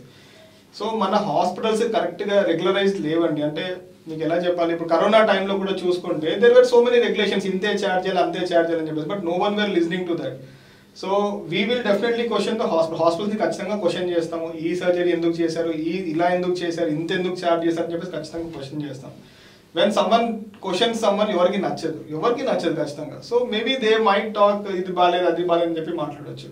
బట్ ఇంటర్నల్గా if you see companies growing year on year, మన జోన్ గ్రో అవుతుంది year on year, number of agents పెరుగుతున్నారు, ఫ్రెష్ బిజినెస్ గ్రో అవుతుంది. రెన్యువల్ రిటెన్షన్ అంటే మనకి 100 పాలసీలో ఎన్ని రిటైన్ అవుతున్నాయని చెప్పేసి 100లో సుమారుగా 90 నుంచి 95 పాలసీలు మళ్ళీ రిటైన్ అవుతున్నాయి. ప్రీమియం వైజ్ చూసుకుంటే 100లో మళ్ళీ ఒక 100 నుంచి 105 రూపాయలు మళ్ళీ ప్రీమియం కూడా మనకి వస్తుందండి. So good will point of view చెప్తే ప్రతి దానికి ప్లస్లు మైనస్లు ఉంటాయి కదా. ఒకటేంటంటే ₹1,00,000 బిల్ అయితే మన కంపెనీ 90,000 ఇచ్చినా 95 ఇచ్చినా 80 ఇచ్చినా అంటే డిస్సాటిస్ఫాక్షన్కి దెర్ ఇస్ నో లిమిట్. దాన్ని మెజర్ చేయలేము మనం దానికి. అంటే 99,000 ఇచ్చినా కానీ ₹1,000 ఇవ్వలేదు అంటారు, కానీ 99 ఇచ్చారు అని చెప్పి ఎప్పుడు చెప్పరు. సో హెల్త్ ఇన్సూరెన్స్లో మాత్రం మనం ప్రిపేర్డ్గా ఉండాలి. ఒక 5 to 10% నాన్ పేబుల్స్ అని చెప్పేసి దానికి ప్రిపేర్డ్ అయ్యి ఉంటే బెటర్. సార్ ఇప్పుడు ఇక్కడ హాస్పిటల్ కి ఇన్సూరెన్స్ కంపెనీకి మధ్య ఈ కోఆర్డినేషన్ ఎందుకు మిస్ అవుతుంది? యాక్చువల్గా మీకు వాళ్ళకి ఒక ఎంఓయూ కుదుర్చుకుంటారు. అపెండిసైటిస్ ఆపరేషన్ ఏలూరులో అయితే ఎంత చార్జ్ చేయాలి, విజయవాడ అయితే ఎంత, హైదరాబాద్ అయితే ఎంత, చెన్నై అయితే ఎంత. సో ఇవన్నీ తెలియని వ్యక్తి యాక్చువల్గా హెల్త్ ఇన్సూరెన్స్ పాలసీ ఉంది, నేను పాలసీ తీసుకుని హాస్పిటల్కి వెళ్ళాను, నేను ఇక్కడ రూపాయి కూడా కట్టక్కర్లేదు, అంతా జరిగిపోవాలి అనే సినారియోలో నా మైండ్ సెట్లో ఒక కస్టమర్ వెళ్ళినప్పుడు అక్కడ చేసిన తప్పుకి ఈ కస్టమర్ బలవటం అనేదాన్ని అది ఎప్పటికి ఫుల్ఫిల్ అవుతుంది ఆ గ్యాప్ అనేది? Sir it will definitely take some time. ఇందాక చెప్పినట్టు మనకి డిఫరెంట్ టైప్స్ ఆఫ్ హాస్పిటల్స్ ఉంది. ప్రిఫర్డ్ ఏదైతే చెప్తామో మనం ప్రథమ్ హాస్పిటల్ అని చెప్పేసి, కస్టమర్ ఒకవేళ మా ప్రథమ్ టాప్ ప్రయారిటీ హాస్పిటల్కి వెళ్తే ఖచ్చితంగా అక్కడ ₹1 కూడా పే చేయకుండా or whatever nominal amount pay చేస్తే బయటికి వస్తారు. బట్ అదర్వైజ్ మన నెట్వర్క్కి వెళ్ళినా నాన్ నెట్వర్క్కి వెళ్ళినా కానీ అక్కడ మనం ఎంఓయూ సైన్ చేసిన ప్రొసీజర్స్ వేరే ఉండొచ్చు, లేదా అంటే అక్కడ డిఫరెంట్ సినారియోనే ఉండొచ్చు. సో దాని ప్రకారంగా కూడా మనకి మిస్కమ్యూనికేషన్ అవుతూ ఉంటుంది. బట్ ఓవరాల్గా మనం చెప్పిన హాస్పిటల్స్కి వెళ్తే as of now current position చెప్తాను, లాస్ట్ 3 to 6 months నుంచి things are like almost 95 to 96%, కొన్నిసార్లు అయితే 100% కూడా క్లెయిమ్ సెటిల్మెంట్ అయిపోతుంది. సార్ ఇంకొకటి, యాక్చువల్గా హెల్త్ ఇన్సూరెన్స్ ఉంటే కనుక అన్నెసరీ మెడికేషన్ నుంచి అవాయిడ్ అవ్వచ్చు అని ఇందాక ఒక వర్డ్ వాడారు. సో అది ఏ విధంగా అన్నెసరీ మెడికేషన్ అవాయిడ్ చేయొచ్చు అంటే ఫర్ ఎగ్జాంపుల్ దానికి ఒక ఎగ్జాంపుల్ ఏమైనా చెప్పగలరు? ఖచ్చితంగా అండి. ఇప్పుడు మీకు గుర్తుంటే సార్, మీరు కానీ నేను కానీ ఆ ప్రేక్షకులు కానీ మన ఏజ్ వాళ్ళు అందరూ పుట్టింది మనం అందరం నార్మల్ డెలివరీలోనే పుట్టామండి. మనకి సి సెక్షన్ అంటే తెలియదు బేసికల్గా. బట్ ఇప్పుడు చూస్తే రివర్స్ అయిపోయింది case. 98% of the people see సెక్షన్లో అవుతున్నారు, 2% నార్మల్ అవుతున్నారు. పెద్ద హాస్పిటల్ అయితే నార్మల్ చేస్తే ఎక్కువ ఛార్జ్ చేస్తూ ఉంటారు. మనం చిన్నగా ఉన్నప్పుడు ఎక్కువ హిస్టరాక్టోమీలు చూడలేదు, గర్భసంచి తీసేయడం ఎక్కువ చూడలేదు. ఇప్పుడు చూస్తే ఆల్మోస్ట్ అందరికీ గర్భసంచి చూస్తున్నాము. మనం చిన్నగా ఉన్నప్పుడు చూస్తే నీ రీప్లేస్మెంట్స్ అంత అవసరం లేకుండా, బట్ ఇప్పుడు నీ రీప్లేస్మెంట్స్ ఎక్కువ అవసరం ఉంది. మరి ఫుడ్ నాణ్యత, పొల్యూషన్ కూడా చెప్పవచ్చు. బట్ స్టిల్ అంటే అవసరం లేని సర్జరీస్ కూడా చాలా అవుతుంది. మనం చిన్నగా ఉన్నప్పుడు ఫీవర్ వచ్చింది అనుకోండి, ఎప్పుడు అడ్మిట్ అయ్యేవాళ్ళం, ఫైనల్ స్టేజ్లో వెళ్ళి అడ్మిట్ అయ్యేవాళ్ళం. ఇప్పుడు మాత్రము ఆ హాస్పిటల్ కావచ్చు, లేదా అంటే ఒక అంటే వీక్ కూడా ఉండొచ్చు పిల్లలు, దానివల్ల కూడా వెళ్ళేసి అడ్మిట్ అయిపోవడము, అది కూడా ప్రాబ్లం ఉంది. బట్ ఇదంతా వెనకాల మన స్టార్ హెల్త్ డాక్టర్స్ చూస్తుంటారు కాబట్టి ట్రీట్మెంట్ కరెక్ట్ అవుతుందా లేదా, అసలు హాస్పిటలేషన్ అవసరమా లేదా, ఏ లెవెల్కి వెళ్ళారంటే మన వాళ్ళు ఇల్నెస్ నుంచి వెల్నెస్కి కూడా షిఫ్ట్ అవుతున్నారు. ఇల్నెస్ నుంచి వెల్నెస్కి అంటే మనకి జస్ట్ ఫోన్ చేస్తే మన ఇంటికే డాక్టర్స్ నర్స్ వచ్చే ఛాన్స్ కూడా ఉంది. బిఫోర్ దట్ ఫోన్ చేశారనుకోండి, అసలు ఏంది ప్రాబ్లము, ఏ టాబ్లెట్ వాడాలి, ఏది వాడొద్దు, అది కూడా చెప్పేసి అంటే హాస్పిటల్కి వెళ్ళక ముందే ట్రీట్మెంట్ ఇచ్చే అవకాశం కూడా ఉంటుంది. సో కంప్లీట్గా ఫ్యూచర్ ఫోకస్ వుడ్ బి హాస్పిటల్కి వెళ్ళకుండానే మనము క్యూర్ చేసుకోవచ్చు అని చెప్పేసి చూస్తాం. ఇవన్నీ కస్టమర్కి జస్ట్ ఒక రింగ్ దూరంలోనే ఉన్నాయండి. జస్ట్ ఫోన్ కాల్ అవి అండి. We have a phone number, dedicated phone numbers ఉంటాయి. ఫోన్ చేయగానే డాక్టర్స్ అవైలబుల్గా ఉంటారు, స్పెషలిస్ట్ డాక్టర్స్ కూడా ఉంటారు. వాళ్ళతో మాట్లాడవచ్చు, లేదంటే వీడియో కాల్ మాట్లాడవచ్చు, లేదంటే అవసరమైతే డాక్టర్ నర్స్ ఇంటికి వచ్చేసి కూడా ట్రీట్మెంట్ చేస్తారు. సో ఇప్పుడు ఈ ఇన్సూరెన్స్ టాపిక్ కాసేపు పక్కన పెడితే, సో మీరు యాక్చువల్గా చాలా మంది ఏజెంట్స్ కానీ చాలా మంది ఎస్ఎంస్ కానీ వీళ్ళందరినీ పికప్ చేసి వాళ్ళలో ఉన్న టాలెంట్ ఉంటే కనుక కొద్దిగా బయటికి తీసుకొచ్చి వాళ్ళని ఎంకరేజ్ చేసి ఈ తీసుకెళ్ళే అలవాటు మీకు ఎలా వచ్చింది బేసిక్గా? సార్ బేసికల్గా మార్కెటింగ్ అంటేనే మనం జనాలతో మాట్లాడడము అండ్ పాజిటివ్గా ఉండడము, మోటివేట్ చేయడము. సో రియల్ అయిన కిక్ ఎప్పుడు వస్తుంది అంటే మీరు చూస్ చేసుకున్న పీపుల్ వాళ్ళు డబ్బులు సంపాదించేసి వాళ్ళ లైఫ్ సెట్ అయ్యేసి వాళ్ళు ఎప్పుడైతే సెట్ అయ్యేసి థ్యాంక్ యూ అని చెప్తారో దెన్ ఆ గ్రాటిట్యూడ్ అనేది చాలా చాలా అదే కిక్ ఇస్తుందండి ఖచ్చితంగా. సో ప్రస్తుతానికి ఆంధ్రలో చూసుకుంటే 250 సేల్స్ మేనేజర్లు ఉన్నారు. హైదరాబాద్లో కూడా చాలా మంది ఎస్ఎంస్ మేము డెవలప్ చేశాము. సో వేరే వేరే బిజినెస్లు చేసి వేరే వేరే జాబులు చేసి ప్రెషర్ ఫీల్ అయ్యేసి మైనస్లోకి వెళ్ళి అప్పుల పాలు అయ్యేసి తర్వాత స్టార్స్లోకి వచ్చి సెట్ అయ్యేసి అప్పులన్నీ తీర్చేసి వాళ్ళ పిల్లలు మ్యారేజ్ చేసి సెటిల్ అయిపోతుంటే ఆ సాటిస్ఫాక్షన్ అనేది అన్లిమిటెడ్ అండి. సో ఈ మోటివేషన్ క్లాసెస్ మీరు మామూలుగా చాలా సెషన్స్ లో కూడా మీరు మోటివేషన్ క్లాసెస్ ఇలాంటివి చెప్తారని విన్నాను. సో దీనికి సంబంధించి మీరు ఏమన్నా కోర్సెస్ కానీ అలాంటివి ఏమన్నా చేయడం జరిగిందా? లేకపోతే కనుక నెంబర్ ఆఫ్ బుక్స్ రీడ్ చేయడం వల్ల వచ్చిందా? నెంబర్ ఆఫ్ పీపుల్ ని కలవటం వల్ల వచ్చిందా? ఎలా ఇన్స్పైర్ అయ్యారు? మీ యాక్చువల్గా టు బి వెరీ ఫ్రాంక్ అండి, సాగర్ అనేవాడు చాలా చాలా ఇంట్రోవర్ట్ పర్సన్ ఉండే. టిల్ 12th క్లాస్ వరకు చూసుకుంటే నాకు కేవీలో జరిగింది ఎడ్యుకేషన్ మొత్తము. సో కేవీలో చదువుకున్న వాళ్ళు చాలా అవుట్ స్పోకెన్ ఉంటారు, అన్ని స్టేజ్ యాక్టివిటీస్ అన్ని చేస్తారు. బట్ అది టోటలీ డిఫరెంట్. నేను లైఫ్ మొత్తంలో స్టేజ్ ఎప్పుడు ఎక్కలేదు 12th క్లాస్ వరకు. తర్వాత 12th అంటే ఇంటర్ తర్వాత డిగ్రీ అయినప్పుడు we have done some courses. మనకి నేను హైదరాబాద్ ప్రాపర్గా, సో హైదరాబాద్లో రామకృష్ణ మఠం అని చెప్పేసి ఉంది. అక్కడ పర్సనాలిటీ డెవలప్మెంట్ కోర్స్ అని చెప్పేసి 5 Sundays 6 Sundays అంటూ ఉంటుంది. 1 hour yoga and 1 hour speeches. So powerful speakers అందరు వచ్చేవాళ్ళు, గంప నాగేశ్వరరావు గారు చాలా పెద్ద పెద్ద స్పీకర్స్ వచ్చేవాళ్ళు. సో ఐ బిలీవ్ ఒక్క బుక్ చదివితే ఎంత పవర్ వస్తుందో ఒక స్పీచ్ వింటే ఒక 100 books చదివిన పవర్ వస్తుంది. సో నేను ఆ పర్సనాలిటీ డెవలప్మెంట్ కోర్స్ సుమారుగా 7-8 times చేశాను. నేను చేయడమే కాదు, ప్రతిసారి కొత్త కొత్త వాళ్ళని తీసుకెళ్ళి మరీ చేశాను. సో అప్పటి నుంచి కూడా that was there. And 10th class తర్వాత నుంచే సమ్హౌ మా మదర్ పాకెట్ మనీ ఇవ్వలేదు, అంటే నీది నువ్వే సంపాదించుకోవాలని చెప్పేసి మాకు నేర్పించింది అనమాట. సో 10th క్లాస్ నుంచే నేను జాబ్ చేయడం కూడా స్టార్ట్ చేశాను. స్టార్టింగ్ అయితే న్యూస్ పేపర్ చేశాను, తర్వాత గ్రాడ్యువల్గా మన ఒక మాల్లో పనిచేశాను. So many agarbatti, water packets, తర్వాత హోమ్ ట్యూషన్స్, అలా గ్రాడ్యువల్గా ఎక్కడ నా ఎడ్యుకేషన్ బ్రేక్ అవ్వలేదు. బట్ సమ్హౌ ఆ మార్కెటింగ్ బ్లడ్ అనేది ముందు నుంచే ఉన్నాయండి. That was the thing. Sir ఎందుకు ఈ క్వశ్చన్ అడిగారంటే బేసిక్గా దీనికి చాలా పాజిటివ్ థింకింగ్ ఉంటుంది మీలో. ఏది అవ్వదు, జరగదు, లేదు, విసుగు, చిరాకు, లేకపోతే ఇంకోటి చాలా వరకు చాలా తక్కువ ప్రదర్శిస్తారు అని చెప్పి మీ గురించి ఒక టాక్ ఉంది. సో ఇది మీరు అభ్యాసం కుసు విద్య అంటే అవుతుంది అన్న నమ్మకం మీలో ఉండబట్ట, లేదు పాజిటివ్ ఉంటే పాజిటివ్ వైబ్స్ ఉంటే హ్యాపీగా ఉంటాం, అన్నెసరీగా ఎందుకు వర్రీ అవ్వాలి, ఎందుకు టెన్షన్ పడాలి అన్న సైకాలజీనా? సార్ బేసికల్గా మార్కెటింగ్లో ఎలా ఉంటుంది అంటే గాలిలోకి వెళ్ళేసి వాటర్ తీసుకొని రండి అన్న మనం వాటర్ తీసుకొని రాగలగాలి. అంటే ఫస్ట్ ఎనీథింగ్ హ్యాపెన్స్ 3 times అవుతుందండి. ఫస్ట్ మైండ్లో అవుతుంది, తర్వాత పేపర్ పైన అవుతుంది, తర్వాత రియాలిటీ పైన అవుతుంది. సో వందల ఎగ్జాంపుల్స్ మా దగ్గర ఉన్నాయండి. అంటే ఒక మనిషి ఆలోచన ఎక్కడ వరకు వెళ్తుందో అక్కడ వరకే మనము పని చేయగలుగుతాం. ముఖ్యంగా ఇన్సూరెన్స్లో మార్కెటింగ్లో 100% పాజిటివ్ ఉండాల్సిందే. అండ్ మనము వేరే వాళ్ళకి కనిపించేది మనకు కనిపిస్తూ ఉంటుంది. So that is what we tell them, మీరు ఇంత చేయొచ్చు అంటే బికాస్ వీ బిలీవ్ వాళ్ళంత చేయొచ్చు అని చెప్పేసి. So that is how we motivate the people. So మీరు అలాగా మీరు ఒక రాని అంటే మీ చేతులతో మీరు ఎవరన్నా ఈ ఏజెంట్ని కానీ ఈ ఎస్ఎంని కానీ అంటే నేను చేశానని చెప్పుకోవడం కాదు, కానీ ఇతను ఇన్స్పైర్ అయ్యాడు, ఇతను ఇలా వచ్చాడు అన్న ఎగ్జాంపుల్స్ మీ లైఫ్లో ఎన్నో ఉన్నాయి సార్? చాలా ఉన్నాయండి. అంటే నేను ఇప్పుడు ట్రైనింగ్ ఇస్తే అప్పుడు కూడా చాలా మంది సార్ బికాస్ ఆఫ్ యూ మీరు ఈ వర్డ్ చెప్పినందుకు మేము ఇది చేసాము, మీరు చేశారు కాబట్టి మేము జాబ్ మానేసి ఫుల్ టైం వచ్చాము అని చెప్పి చెప్పిన వాళ్ళు చాలా ఉన్నారు. ఇలాంటి సాగర్ వెనకాల ఉన్న వ్యక్తి ఎవరండి? ఆ సాగర్ అయినా సాగర్ వెనకాల ఎవరన్నా ఉన్నారు? సార్ గాడ్స్ బ్లెస్సింగ్ ఎప్పుడు ఉంటుంది, ప్లస్ ఫ్యామిలీ మెంబర్స్, ప్లస్ మా wife, my son, and there are so many people అండి. వెన్ వీ ట్రైన్ పీపుల్ అక్కడ నుంచి మేము motivate అవుతామండి.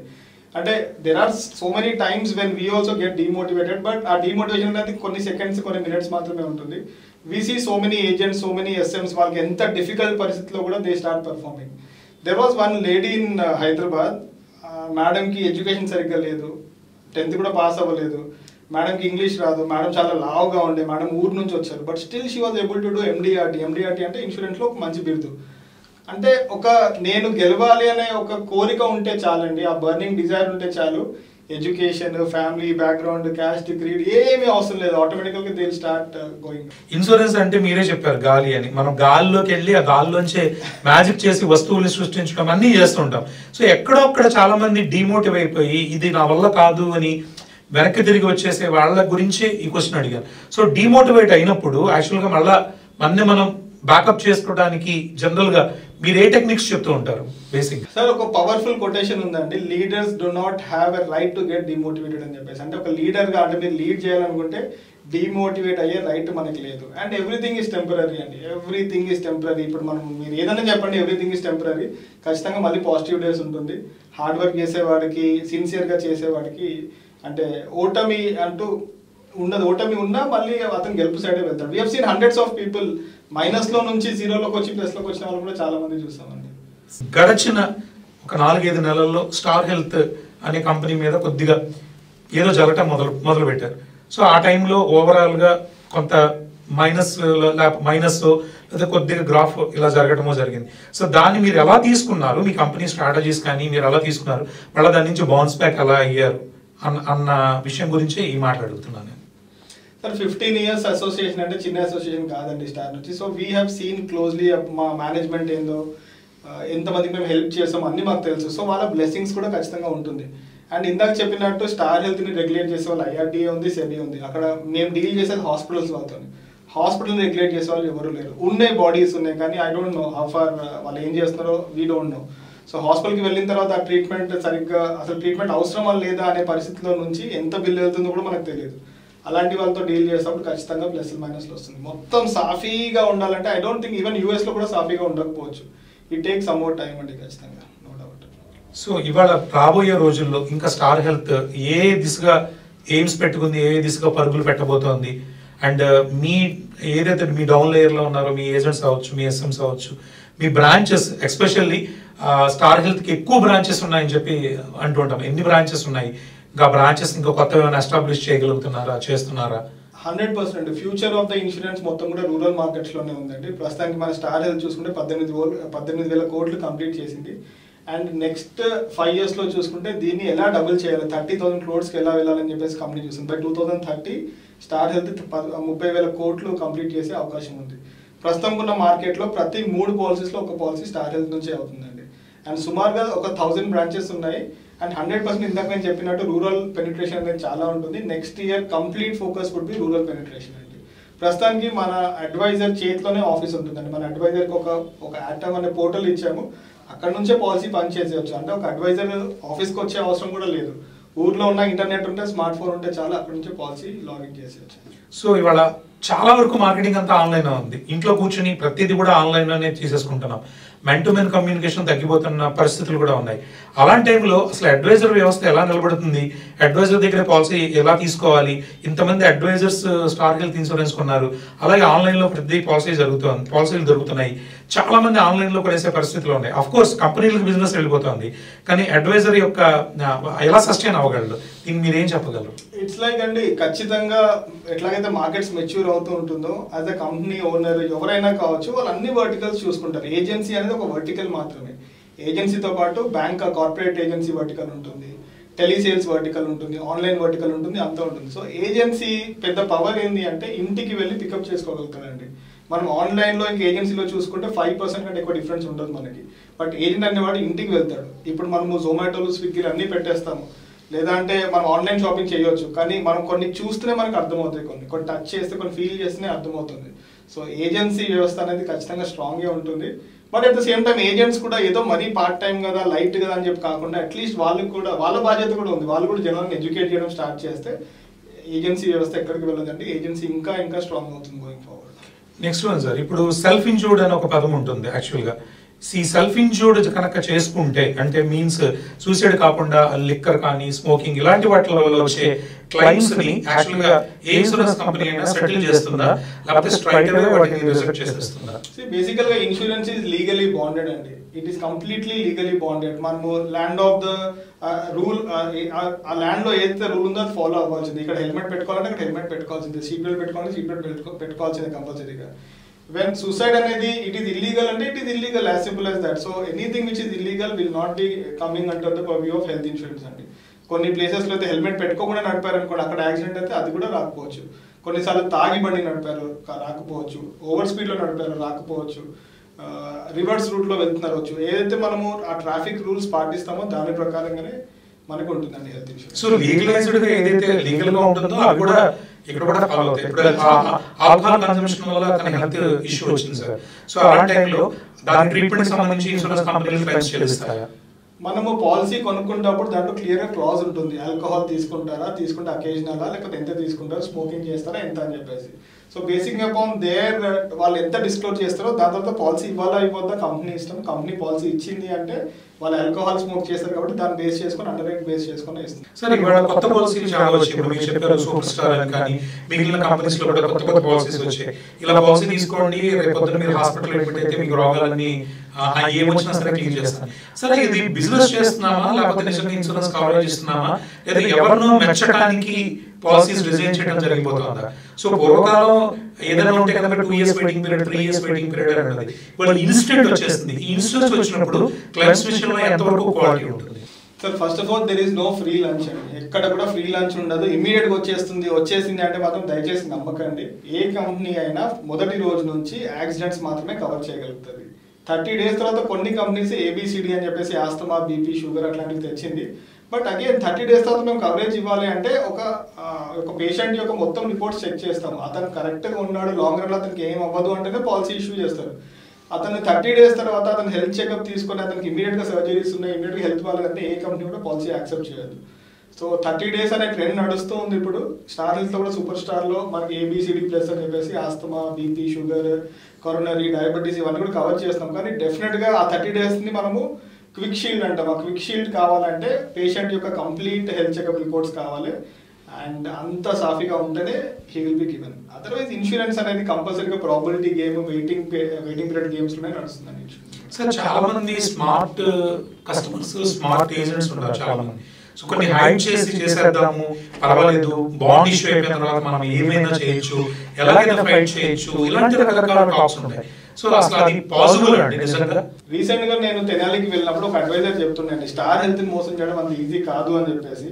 So that was one thing which I like it. ఇప్పుడు ఐఆర్డీఏ కూడా మొరిటోరియం clause అని చెప్పేసి తెచ్చింది 7 years, 5 years అని చెప్పేసి. అంటే దాని తర్వాత క్వశ్చన్స్ అడగొద్దు అని చెప్పి చెప్పింది. బట్ దాంట్లో కూడా ఒక కండిషన్ ఉంటుందండి. అంటే ఒకవేళ ఫ్రాడ్ ఇంటెంట్ ఉంటే మాత్రము, ఎందుకంటే ఇది ప్రజల డబ్బు, స్టార్ హెల్త్ కానీ ఎనీ హెల్త్ ఇన్సూరెన్స్ కంపెనీ జోబుల నుంచి ₹1 కూడా అయిపోతుంది. ఇట్ ఈస్ ఓన్లీ పబ్లిక్ దగ్గర నుంచి డబ్బులు కలెక్ట్ చేసుకొని దాన్ని క్లెయిమ్ రూపంలో ఇస్తూ ఉంటాం. So we have to be చాలా చాలా కేర్ఫుల్గా ఉండాలండి. సో ఫ్రాడ్ ఇంటెంట్ ఉంటే మాత్రము company has all the rights to cancel the policy, cancel the claim at any given time, no doubt at all. So ఇవాళ ఉన్న ప్రెసెంట్ ఉన్న పరిస్థితుల్లో ఇప్పటికీ మీరు చూస్తున్నట్టు ఆంధ్ర సైడ్ కానీ లేదా మీరు వర్క్ చేసి వచ్చిన తెలంగాణ కానీ ఓవరాల్ మీరు మొత్తం ఇండియా అంతా చాలా వరకు తిరుగుతూ ఉంటారు. వీటిల్లో బేసిక్ గా ఇంకా ఎంత మార్కెట్ ఉంది సార్? అంటే ఇవాళ కొత్తగా ఈ ఫీల్డ్ లోకి వచ్చే వాళ్ళకి ఇన్సూరెన్స్ సెక్టర్ లో, ఎస్పెషల్లీ హెల్త్ ఇన్సూరెన్స్ లో ఇంకా ఎంత మార్కెట్ ఉంది? బేసికల్ గా జీడిపితో కంపేర్ చేస్తుంటారండి. మనం మీరు చెప్తే నెంబర్ ఓన్లీ 3% ఉన్నాం. మనం కరోనా టైం నుంచి ఇప్పటికి ఇంకా తగ్గాం ఇంకా మనం. సో వేరే కంట్రీస్ లో మనం కంపేర్ చేస్తే 50, 60, 70% ఆఫ్ ద జీడిపి కూడా వెళ్ళిపోయింది. సో బోల్డ్ మార్కెట్ ఉందండి. అంటే majority of the below poverty line వాళ్ళని గవర్నమెంట్ మాత్రమే కవర్ చేసింది. ఎంప్లాయీస్ వాళ్ళ గ్రూప్ మాత్రమే తీసుకున్నారు. కానీ రిటైల్ హెల్త్ ఇన్సూరెన్స్ లో మాత్రం చాలా చాలా చాలా స్కోప్ ఉందండి. ప్రస్తుతానికి జనరల్ ఇన్సూరెన్స్ మొత్తంలో health insurance is the biggest portfolio అనేది కంపేర్ చేస్తే. సో సింపుల్ టర్మ్స్ చెప్పాలంటే 3% ఉంది, ఇంకా 97% అవ్వాలి, 2047 లోపల అవ్వాలి. చాలా స్కోప్ ఉంది. కొత్త కంపెనీస్ చాలా రాబోతున్నాయి. బోల్డ్ జాబ్ ఆపర్చునిటీస్ ఉంటాయి. డబ్బులు మార్కెటింగ్ లో ఇంట్రెస్ట్ ఉన్న వాళ్ళు మాత్రం దయచేసి ఇన్సూరెన్స్ లో కరెక్ట్ టైం ఇది ఎంటర్. మాలాంటి ఇన్సూరెన్స్ తీసుకున్న వాళ్ళకి మాకు ఒక ఇది ఉంటుంది, ప్రీమియమ్స్ పెరిగిపోయినాయి, మీ ప్రీమియమ్స్ పెంచేశారు, అసలు ఇదే కట్టలేకపోతే అది ఎలా కట్టగలము, ఎందుకు ఇంత ప్రీమియమ్స్ పెరిగిపోయినాయి, దానికి మేము అడిగితే ఏజెంట్స్ కానీ, ఎస్ఎంస్ కానీ, బిఎంస్ కానీ చెప్పే మాట ఏంటంటే క్లైమ్స్ రేషియో పెరిగింది. సో క్లైమ్స్ రేషియోకి వీళ్ళ ప్రీమియం కి అంటే కస్టమర్ మీద మీరు ఆ ప్రీమియం భారాన్ని పెంచడానికి, సో అది హౌ ఇట్ పాసిబుల్ సార్? అసలు అది ఎంతవరకు న్యాయం అంటే బేసిక్ సార్? ఒకటి, మీరు ఏదైనా వస్తువు టచ్ చేయండి, 3 years కి 5 years కి రేట్ పెరుగుతూనే ఉంటుంది. మనం చిన్నగా ఉన్నప్పుడు పెట్రోల్ రేట్ ఎంత ఉంటే ఇప్పుడు ఎంత ఉంది, మనం చిన్నగా ఉన్నప్పుడు ఫీవర్ రేట్ ఎంత ఉంటే ఇప్పుడు ఎంత ఉంది, అంతే 5 years కూడా చేంజ్ అవుతూ ఉంటుంది. హెల్త్ ఇన్సూరెన్స్ ప్రీమియం కూడా ఏజ్ ప్రకారం, అంటే 0 to 35 మొత్తం ఒకటే ప్రీమియం ఉండొచ్చు, 35 to 40 ఒక స్లాబ్, 40 to 45 అలా 50 అలా స్లాబ్ ప్రకారంగా పెరిగే ఛాన్స్ ఉంది. మధ్యలో మధ్యలో కూడా పెరిగే ఛాన్స్ ఉంది. ఎప్పుడు అంటే మెడికల్ ఇన్ఫ్లేషన్ బాగా పెరిగినప్పుడు. ఇవాళ రేపు చూసుకుంటే సార్ మెడికల్ ఇన్ఫ్లేషన్ ఒక జనానికే 1,00,000 2 లక్షలు ఖర్చు అయిపోతుందండి. ఒక క్యాన్సర్ ట్రీట్మెంట్కి 5-6 lakhs అని, నీ రీప్లేస్మెంట్కి 5-6 lakhs. ఇంకా we have seen bills of 70 lakhs 80 lakhs 90 lakhs కూడా బిల్స్ చూసాము.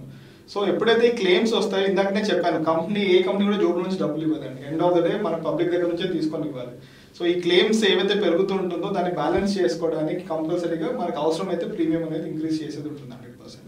నెక్స్ట్ ఇవాళ హాస్పిటల్స్ అంటే నేను ఈ మాట మాట్లాడటం తప్పేమో, కానీ ఇంతకు మించి నాకు మాట్లాడటం రాదు కాబట్టి మాట్లాడతాను. ఇవాళ హాస్పిటల్స్ అన్ని ఇంచుమించు ఒక 5 star హోటల్స్ లాగా రూమ్ ఫెసిలిటీస్ అవన్నీ వచ్చేసాయి.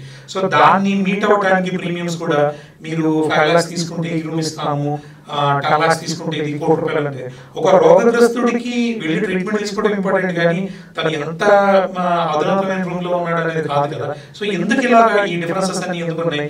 మీకు హాస్పిటల్స్ కి ఏమన్నా ఈ వీటిలో టాప్స్ జరుగుతుంటాయి, లేకపోతే దాంట్లో కూడా వాతావరణాన్ని బట్టి రోగం తగ్గడం అలాంటివి ఉంటాయి? It is all customer based అండి. మీరు ఏలూరు నుంచి తిరుపతికి వెళ్తానికి జనరల్ బోగిలో వెళ్ళొచ్చు, స్లీపర్ క్లాస్ లో వెళ్ళొచ్చు, 3 tier 2 tier 1 tier కూడా వెళ్ళొచ్చు. ఎందుకు 1 tier లో వెళ్తారంటే కంఫర్టబుల్ గా వెళ్తాం అంతే. జనరల్ బోగిలో కాస్ట్ తక్కువ కానీ కొంచెం అన్కంఫర్టబుల్ ఉంటుంది. సో ఏదైనా సమ్ ఇన్సూర్డ్, ఏదైనా రూమ్ రెంట్స్ ఆ కంఫర్ట్ డిస్కంఫర్ట్ పైన ఉంటుంది. డబ్బులు బాగా ఉన్న వాళ్ళు కంఫర్టబుల్ గా వెళ్దాం అనుకుంటారు. లేదు అంటే మనకి చిన్న వాళ్ళకి కూడా, అంటే డబ్బులు తక్కువ వాళ్ళకి కూడా మనకు రకరకాల పాలసీస్ ఉన్నాయండి. బట్ ఒక్కసారి 5 lakhs policy for example 5,000 rupees ఉందనుకోండి, 10 lakhs 10,000 ఏమి ఉండదు, ఒక 2,000 పెరుగుతుంది. ఎందుకంటే ప్రాబిలిటీ ఆఫ్ ఇన్సూరెన్స్ క్లెయిమ్స్ అనేవి 1, 2, 3, 4 lakhs ఎక్కువ ఉంటుంది. ఆ 5 lakhs 10 lakhs 20 lakhs 1 crore probability అనేది తక్కువ ఉంటుంది. సో ఎప్పుడైనా గుర్తుపెట్టుకోండి, మనకి ఎంత ఎక్కువ కవరేజ్ తీసుకుంటే మన ప్రీమియం పర్ ల్యాక్ అనేది తగ్గిపోతుంటుంది. ఫర్ ఎగ్జాంపుల్ 5 lakhsకి 5,000 అంటే 1 కోటి రూపాయలకి 20 సార్లు పెరగాలి, అంటే దగ్గర దగ్గర 1,00,000 రూపాయలు ఉండాలి. కానీ 1 కోటి రూపాయలకి 30,000 35,000 ఉంటుంది. So higher the sum insured lower the premium per lakh ఉంటుంది. ఎందుకంటే probability of 50 lakhs, probability of 75 lakhs 1 crore అనేది చాలా తక్కువ ఉంటుంది క్లెయిమ్. సో ఈ రోజుల్లో హై సమ్ ఇన్సూర్డ్ అనేది అవసరం అండి మనుషులకి అన్న క్వశ్చన్ కి నా దగ్గర ఒక ఆన్సర్ ఉంది. బేసిక్ ఏంటంటే మోడరేటివ్ ట్రీట్మెంట్స్ అనేవి చాలా ఎక్కువ వచ్చాయి. ఓరల్ కీమోథెరపీస్ అని, స్టెమ్ సెల్ థెరపీస్ అని. సో వైద్యం అధునాతనమైనప్పుడు సో అవి పాలసీల్లో కూడా మధ్య మధ్యలో వాటిని పాతగా పాలసీ తీసుకున్న వాటిని మధ్యలో పొందుపరుస్తూ తీసుకొస్తున్నారు. సో భవిష్యత్తులో యాక్చువల్గా భవిష్యత్తులో సో ఇప్పుడు మోస్ట్లీ మీరు చెప్పిన దాంట్లో 2 crores పాలసీ అని ఉంది. సో అలాగే అన్లిమిటెడ్ పాలసీ అని ఉంది. సో బేసిక్ అంటే మినిమం తగ్గిపోతుంది, మాక్సిమం పెరిగిపోతుంది. సో అఫోర్డ్ చేయలేని వాళ్ళకి, సో అసలు ఏదో ఒక పాలసీ ఉండాలనుకునే వాళ్ళకి ఇవాళ మోస్ట్లీ 5 lakhs పాలసీ అనేది కూడా కనుమరుగైపోయే పరిస్థితులు ఉన్నాయి. సో నిజంగా మినిమం ఇవాళ 10 కావాలంటారా, లేకపోతే 5 ఏదో పాలసీ ఉండడం కరెక్ట్ అంటారా? ఎలా చెప్పగలరు? అఫోర్డబిలిటీ పైన ఉంటుందండి. అఫోర్డబిలిటీ అంటే కట్టే స్తోమత ఉంటే మాత్రం హై సమ్ ఇన్సూర్డ్ తీసుకోవడమే better. You will not believe అంటే ఒక మిడిల్ క్లాస్ పర్సన్ ఎంత సేవ్ చేయగలుగుతాడు? 20 లక్షలు 30 50 అంటే మొత్తం ఒక జీవిత కాలంలో డబ్బులు సేవ్ చేసి 50 లక్షలతో సేవ్ చేయగలుగుతాడు. ఒక్క హాస్పిటల్ బిల్ కంప్లీట్ గా వైపౌట్ చేసేయగలుగుతాడు. సో హెల్త్ ఇన్సూరెన్స్ అనేది చాలా చాలా ఇంపార్టెంట్. అఫోర్డబిలిటీ ప్రకారం ఒకవేళ చిన్నది తీసుకున్నా మళ్ళీ సమ్ ఇన్సూర్డ్ పెంచుకోవచ్చు. ఎలాగైతే శాలరీ పెరుగుతుందో అతని సమ్ ఇన్సూర్డ్ కూడా పెంచుకోవచ్చు దాని ప్రకారం. కానీ ఎప్పుడైతే ఒకవేళ ఇల్నెస్ వచ్చింది, ఏదైనా డిజీజ్ వచ్చింది, ఏదైనా పెద్ద సర్జరీ అయింది అనుకోండి, సమ్ ఇన్సూర్డ్ పెంచుకోలేడు. కట్టే స్తోమత ఉంటే ఫస్టే ఎక్కువ తీసేసుకోండి. కట్టే స్తోమత లేకపోతే అట్లీస్ట్ ఏదో ఒకటి మనం వైట్ రైస్ తినడం ఇంపార్టెంట్. ఖచ్చితంగా బిర్యానీ తినాలని ఏం లేదు, ఫస్ట్ తింటానికి ఉండడం అనేది ఇంపార్టెంట్. సో ఇందాక ఒక క్వశ్చన్ యాక్చువల్గా కార్పొరేట్ లో వాళ్ళకి మాకు పాలసీలు వద్దు 2 lakhs 3 lakhs అన్నారు. సో వాళ్ళకి అక్కడ ఆల్రెడీ ఒక పాలసీ ఉన్నప్పుడు మన దగ్గర మామూలు కొనుక్కోవడానికి కూడా ఇంకా ఏమైనా పాలసీ ఉంటుందా? 100% అండి. మన దగ్గర సూపర్ సర్ప్లస్ అని చెప్పేసి ఒక టాప్ అప్ ప్లాన్ ఉంది. అంటే ఫస్ట్ 3 lakhs మనం కవర్ చేయం, ఫస్ట్ 5 lakhs మనం కవర్ చేయము, అది వాళ్ళే కవర్ చేస్తారు. సో ఫస్ట్ 3 lakhs 5 lakhs లేదు కాబట్టి ఇక్కడే ప్రాబిలిటీ ఎక్కువ ఉంది కాబట్టి ప్రీమియం కూడా చాలా తక్కువ ఉంటుంది. 1 కోటి రూపాయల super surplus policy first 5 lakhs deductible పెట్టుకుంటే మనకు హార్డ్లీ 10,000 15,000 చాలా తక్కువ రూపాయలకు వచ్చేస్తుంది మనకి. అది కూడా ఒక ప్లాన్ ఆలోచించుకోవచ్చు. సెకండ్, ఆల్రెడీ కార్పొరేట్ లో ఉంది కాబట్టి రెండో పాలసీ కూడా తీసుకోవచ్చు. రెండో పాలసీ ఎప్పుడు కానీ ఇంపార్టెంట్. ఎందుకు అంటే అక్కడ ఎప్పుడైనా వాళ్ళు చేంజ్ అయిపోవచ్చు, కార్పొరేట్ నుంచి బిజినెస్ స్టార్ట్ చేయొచ్చు. కాబట్టి ఒక్క బ్యాకప్ 5-10 lakhs పెట్టుకుంటే ఒక ఇండివిజువల్ కి 5-10 lakhs ఓకే, ఫ్యామిలీ ఉంటే 25 lakhs ఓకే, కట్టే సొమ్మెత ఉండేవాడికి 50 lakhs 1 crore. మరి 25 lakhs 50 lakhs పెద్ద డిఫరెన్స్ ఏముండదండి, 2,000 ఉంటుంది. 25 lakhs కి 1 కోటి రూపాయలకి హార్డ్లీ 10,000 రూపాయల డిఫరెన్సే ఉంటుంది. సో మీరు అది గమనించండి, చూడండి సమ్ ఇన్సూర్స్ అన్ని కూడా మీకు అర్థమైపోతుంది. మనము కొన్ని లక్షల రూపాయలు స్పెండ్ చేస్తామండి, మనం ఆ ఫంక్షన్ అని ఈ దావత్ అని చెప్పేసి అది ఇది చేస్తూ ఉంటాం. బట్ మనకి ఎవరు నేర్పించలేదు, స్కూల్లో కానీ ఇంట్లో కానీ అమ్మ నాన్న కానీ ఎవరు దీని ఇంపార్టెన్స్ నేర్పించలేదు మనకి. అందుకని చెప్పేసి as a marketing executive, as an advisor మా బాధ్యత మేము జనాలకు ఎడ్యుకేట్ చేస్తుంటాం. మనం 100 మందికి పిలిచి భోజనాలు పెడతాం, 500 మందికి పిలిచి భోజనాలు పెడతాం. నిజంగా హాస్పిటల్ అడ్మిట్ అయినప్పుడు ఎంతమంది వచ్చి మనకి హెల్ప్ చేస్తారు చెప్పండి? అదే ఫంక్షన్ చేయడంలో తప్పలేదు, కానీ ఫస్ట్ బేసిక్ హెల్త్ ఇన్సూరెన్స్ ఉందా, బేసిక్ టర్మ్ ఇన్సూరెన్స్ ఉందా, బేసిక్ ఇన్వెస్ట్మెంట్స్ ఉన్నాయా చూసుకున్న తర్వాత ఇలాంటివి ఖర్చు పెడితే బెటర్ అండి. ఆ ఎడ్యుకేషన్ మాత్రం ఇండియాలో కావాలి. గతంలో ఉన్న హెల్త్ ఇన్సూరెన్స్ పాలసీకి ఇప్పటిలో ఉన్న హెల్త్ ఇన్సూరెన్స్ పాలసీకి ఒక మార్పు చూసాను నేను. బేసిక్ ఏంటంటే మీరు ఒక కాంప్లిమెంటరీ హెల్త్ చెకప్ అనేది ఇవాళ దాన్ని ఒక రకంగా చెప్పాలంటే ప్రతి పాలసీలోనూ మీరు కొత్తగా ఇంప్లిమెంట్ చేస్తారు. దీనికి రీజన్ ఏంటంటే బేసిక్ గా సార్ ఎన్నో జబ్బులు కూడా హెల్త్ చెకప్ ద్వారానే తెలిసిపోతుందండి. మనకు అసలు దురదృష్టం ఏంటంటే మనకు అలవాటే లేదు హెల్త్ చెకప్ చేసుకోవడం. ఎక్కడో ఏదో బ్యాంకులోనో ఏదో టెంపుల్లోనో ఫ్రీ హెల్త్ చెకప్ అయితే మనం వెళ్ళి చేయించుకుంటాం. But if you ask me sir 40 years దాటిన తర్వాత 45 years దాటిన తర్వాత సంవత్సరానికి 1-2 చెకప్లు కంపల్సరీ. ఎన్నో హెల్త్ చెకప్ చేసుకున్న తర్వాత మనకు తెలుస్తుంది కొలెస్ట్రాల్ లెవెల్స్ ఎక్కువ ఉన్నాయి, బీపీ బార్డర్లో ఉంది, షుగర్ బార్డర్లో ఉంది, అంటే ఎన్నో హార్ట్ స్ట్రోక్లు ఎన్నో క్యాన్సర్లు మనం ఆపేయవచ్చు. దానివల్ల మోస్ట్ ఆఫ్ ద పాలసీస్కి మనం మొదటి రోజు నుంచి హెల్త్ చెకప్ ఫ్రీగా ఇస్తున్నాం అనమాట. 4,000 రూపాయలు, 2,000 రూపాయలు, హైయెస్ట్ 25,000 రూపీస్ కూడా ఇస్తున్నాం. సో ఒక క్లయింట్ వెళ్ళొచ్చు, హెల్త్ చెకప్ చేయించుకోవచ్చు. దానివల్ల ఇందాక చెప్పినట్టు ఆ ఇల్నెస్ నుంచి వెల్నెస్ వైపు మనం మూవ్ చేసేవచ్చు. ప్రెసెంట్ ఉన్న నోవేడేస్ లో హెల్త్ ఇన్సూరెన్స్ సెక్టర్ లోకి మామూలుగా ఎవరైనా కనుక దీన్ని కెరీర్ పరంగా తీసుకోవాలనుకున్నా, సో వాళ్ళకి మీరు ఇచ్చే ఒక బెస్ట్ అడ్వైస్ ఏంటంటే? సార్ కెరియర్ పరంగా మళ్ళీ ఫుల్ టైం కావాలా, పార్ట్ టైం కావాలా? పార్ట్ టైం ఇందాక అడ్వైజర్స్ గురించి నేను ఆల్రెడీ డిస్కస్ చేశాను. ఫుల్ టైం కావాలంటే మాత్రం మనకి మార్కెటింగ్లో ఆపర్చునిటీస్ ఉంటాయి, అడ్మినిస్ట్రేషన్లో ఉంటాయి, ట్రైనింగ్ డిపార్ట్మెంట్లో ఉంటుంది, యాక్చువరీస్ అని చెప్పేసి రకరకాలుగా ఉంటుంది. ఆఫ్ కోర్స్ 80 to 90% మార్కెటింగ్లో ఉంటుంది, అడ్మినిస్ట్రేషన్ జాబ్స్ కూడా ఉంటాయి, దాంతోపాటు మనకి ట్రైనింగ్ పొజిషన్స్ కూడా ఉంటుంది. సో మార్కెటింగ్ పరంగా సేల్స్ మేనేజర్కి బేసిక్ శాలరీతో స్టార్ట్ అవుతుంది, అతను టీమ్ బిల్డ్ చేసేది ఉంటుంది, దాని తర్వాత టీంతో పాటు అతను కూడా గ్రో అవుతూ ఉంటారు. ట్రైనింగ్ పొజిషన్స్కి మనకి ఏజెంట్స్కి ఎస్ఎంస్కి ట్రైనింగ్ ఇస్తానికి ఉంటుంది. అడ్మినిస్ట్రేషన్ అండర్ రైటింగ్ ఆఫీసర్స్ లాగా మనకు వచ్చిన పాలసీని క్లీన్ చేయడం, పని చేయడం ఉంటుంది. అదే కార్పొరేట్ ఆఫీస్ చెన్నైలో ఉంది, కార్పొరేట్ ఆఫీస్కి వెళ్తే మాత్రం యాక్చురియల్స్ అని చెప్పేసి ఇంకా రకరకాల పొజిషన్స్, హెచ్ఆర్ పొజిషన్స్, అన్ని పొజిషన్స్ కూడా మనకి ఏ రీజనల్ ఆఫీస్లోనో కార్పొరేట్ ఆఫీస్లో అవైలబుల్. లాస్ట్ అండ్ ఫైనల్ గా యాక్చువల్గా నిజంగా ప్రతి మనిషికి ఇన్సూరెన్స్ మ్యాండేటరీ గవర్నమెంట్ చేస్తే కనుక మామూలుగా హెల్త్ ఇన్సూరెన్స్ కాకుండా అసలు ఒక వ్యక్తి, ఒక హ్యూమన్ బీయింగ్ కి తన రూపాయి 10 రూపాయలు తన ఆర్థిక స్తోమతను బట్టి తనకి ప్రొటెక్షన్, ఎక్స్ అనే పర్సన్ కనుక మిస్ అయితే ఏమేమి తను తీసుకున్న పాలసీలు ఏమేమి ప్రొటెక్ట్ చేయగలవు అంటే ఎన్ని పాలసీలు మనిషికి ఉండాలి? సార్ ఇప్పుడు మనం కారు కొంటే ఇన్సూరెన్స్ లేని కారు బయటికి రాలేదండి ఖచ్చితంగా. సో అలాగనే గోయింగ్ ఫార్వర్డ్ మీరు అన్న నోటి మాట ద్వారా ఒకవేళ బేబీ పుట్టగానే బేబీ ఇన్సూరెన్స్తోనే బేబీని బయటికి తీసుకుని రండి అని కూడా చెప్తే చాలా బాగుంటుంది. సో బేసిక్ ఒక మనిషికి ఏదైతే మనం ఇన్సూరెన్స్ అతను రిటైన్ చేసుకోలేడో ఆ ఇన్సూరెన్స్ని రిస్క్ ట్రాన్స్ఫర్ చేయడమే బెటర్. ఫర్ ఎగ్జాంపుల్ కార్ ఉంది 10 లక్షలు 15 లక్షలు, అది ఒక్కోసారి యాక్సిడెంట్ అయింది లేదా కాలిపోయింది, అది మనం రిటైన్ చేసుకోగలుగుతామా లేకపోతే మనం ఇన్సూరెన్స్ హార్డ్లీ 10,000 20,000 రూపీస్ పెట్టి ఆ రిస్క్ని ట్రాన్స్ఫర్ చేయగలుగుతామా చూసుకోవాలి. అలాగనే జ్వరం వచ్చింది, సర్జరీస్ అయినాయి, ఇప్పుడు హెల్త్ ఇన్సూరెన్స్ గురించి మాట్లాడాము, మనం పెట్టే 10,000 20,000 30,000 రూపాయలకి అక్కడ మనకి 3 లక్షలు 5 లక్షలు 10 లక్షలు కవరేజ్ ఉంటుంది. సో ప్రతి మనిషికి ఉండాల్సింది ఏంటి అంటే హెల్త్ ఇన్సూరెన్స్ ఒకటి కంపల్సరీ ఉండాల్సింది అండి, కంపల్సరీగా. దాంతోపాటు టర్మ్ ఇన్సూరెన్స్ మనకి లైఫ్ ఇన్సూరెన్స్లో చూసుకుంటే న్యాచురల్ డెత్ కానీ యాక్సిడెంట్ డెత్ అయినప్పుడు వాళ్ళ కుటుంబ సభ్యుల లైఫ్ స్టైల్ చేంజ్ కావద్దు కాబట్టి ఖచ్చితంగా ఒక టర్మ్ ఇన్సూరెన్స్ ఉండాలి. టర్మ్ ఇన్సూరెన్స్ ఎంత ఉండాలి అంటే ఫర్ ఎగ్జాంపుల్ ఒక పర్సన్ శాలరీ 5 lakhs ఉంది సంవత్సరానికి, so 10 times of his salary అంటే అట్లీస్ట్ 50 lakhs అనే ఉండాలి. అంటే ఆ డబ్బులు సంపాదించే మనిషి చనిపోతే ఆ 50 lakhsని వాళ్ళ ఎఫ్డీలో వేసినా కానీ ఆ వచ్చే డబ్బులతో వాళ్ళ లైఫ్ స్టైల్ చేంజ్ కావాలి. తర్వాత ఒక పర్సనల్ యాక్సిడెంట్ పాలసీ అంటూ ఉంటుందండి. పర్సనల్ యాక్సిడెంట్ అంటే కేవలం యాక్సిడెంట్ ద్వారా చనిపోతున్నాయి, అంటే మోస్ట్ ఆఫ్ ద టైం చూస్తే 50-60 కంటే తక్కువ వాళ్ళు యాక్సిడెంట్ ద్వారా చనిపోతారు, 60 దాటిన తర్వాత న్యాచురల్ డెత్స్ ఎక్కువ వస్తాయి. సో పిఏ పాలసీ చాలా నామినల్ కాస్ట్ అండి, మీరు నంబరు చెప్తే నా నెలకి 100 రూపాయలు పే చేస్తే 25 lakhs కవరేజ్ ఉంటుంది. అండ్ 1 crore పాలసీ కావాలన్నా 6,000-7,000 రూపాయలు సంవత్సరానికి ఉంటుంది, ఎనీ ఏజ్కి సేమ్ ఉంటుంది. సో బేసిక్ నన్ను అడిగితే health insurance, term insurance, personal accident, ఈ ఇన్సూరెన్స్ బేసిక్. అది కాకుండా మీ వెహికల్ ఇన్సూరెన్స్ ప్లస్ మీ ఇంటికి కూడా ఇన్సూరెన్స్ తీసుకుంటే బెటర్.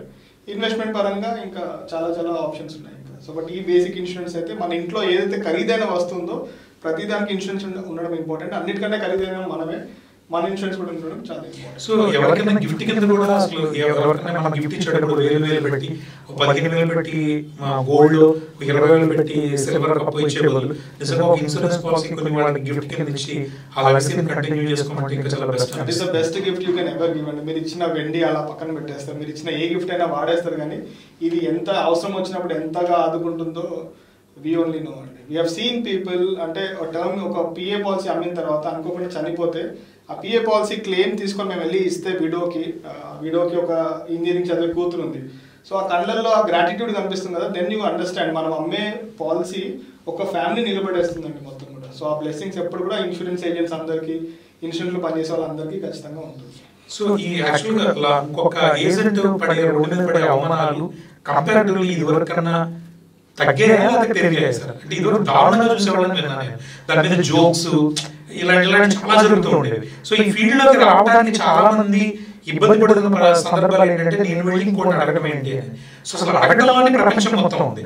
సో దాంట్లో ఆ నెగిటివ్ ని ఎలా ఓవర్కమ్ చేసి దీంట్లో ముందుకు రావాలి సార్? అడ్వైజర్స్ 2 రకాలు ఉంటారండి. ఒక అడ్వైజర్ ఏమో ఫుల్ టైమ్ గా దీంట్లోకి ఇన్వాల్వ్ అయిపోయి కంపెనీ గురించి తెలుసుకొని, అన్ని కంపెనీస్ గురించి కంపారిజన్ తీసుకొని, నాలెడ్జ్ పెంచుకొని, సో నాలెడ్జ్ ఉన్న అడ్వైజర్ వేరేలాగా ఉంటాడు. అసలు ఏమీ నాలెడ్జ్ లేకుండా పార్ట్ టైం చేసుకుంటారు చూసారా, అలాంటి అడ్వైజర్ మీరు అయితే నవ్వుల పాలవుతున్నారో అలాంటి అడ్వైజర్స్. ఎందుకంటే ఇవాళ రేపు కస్టమర్స్ గూగుల్లో మొత్తం సర్చ్ చేసి రెడీగా ఉన్నారు. కస్టమర్ నోస్ ఎవ్రీథింగ్, ఎంత వస్తుంది ఏజెంట్ కమిషన్ కూడా కస్టమర్ తెలిసి ఉంటుంది.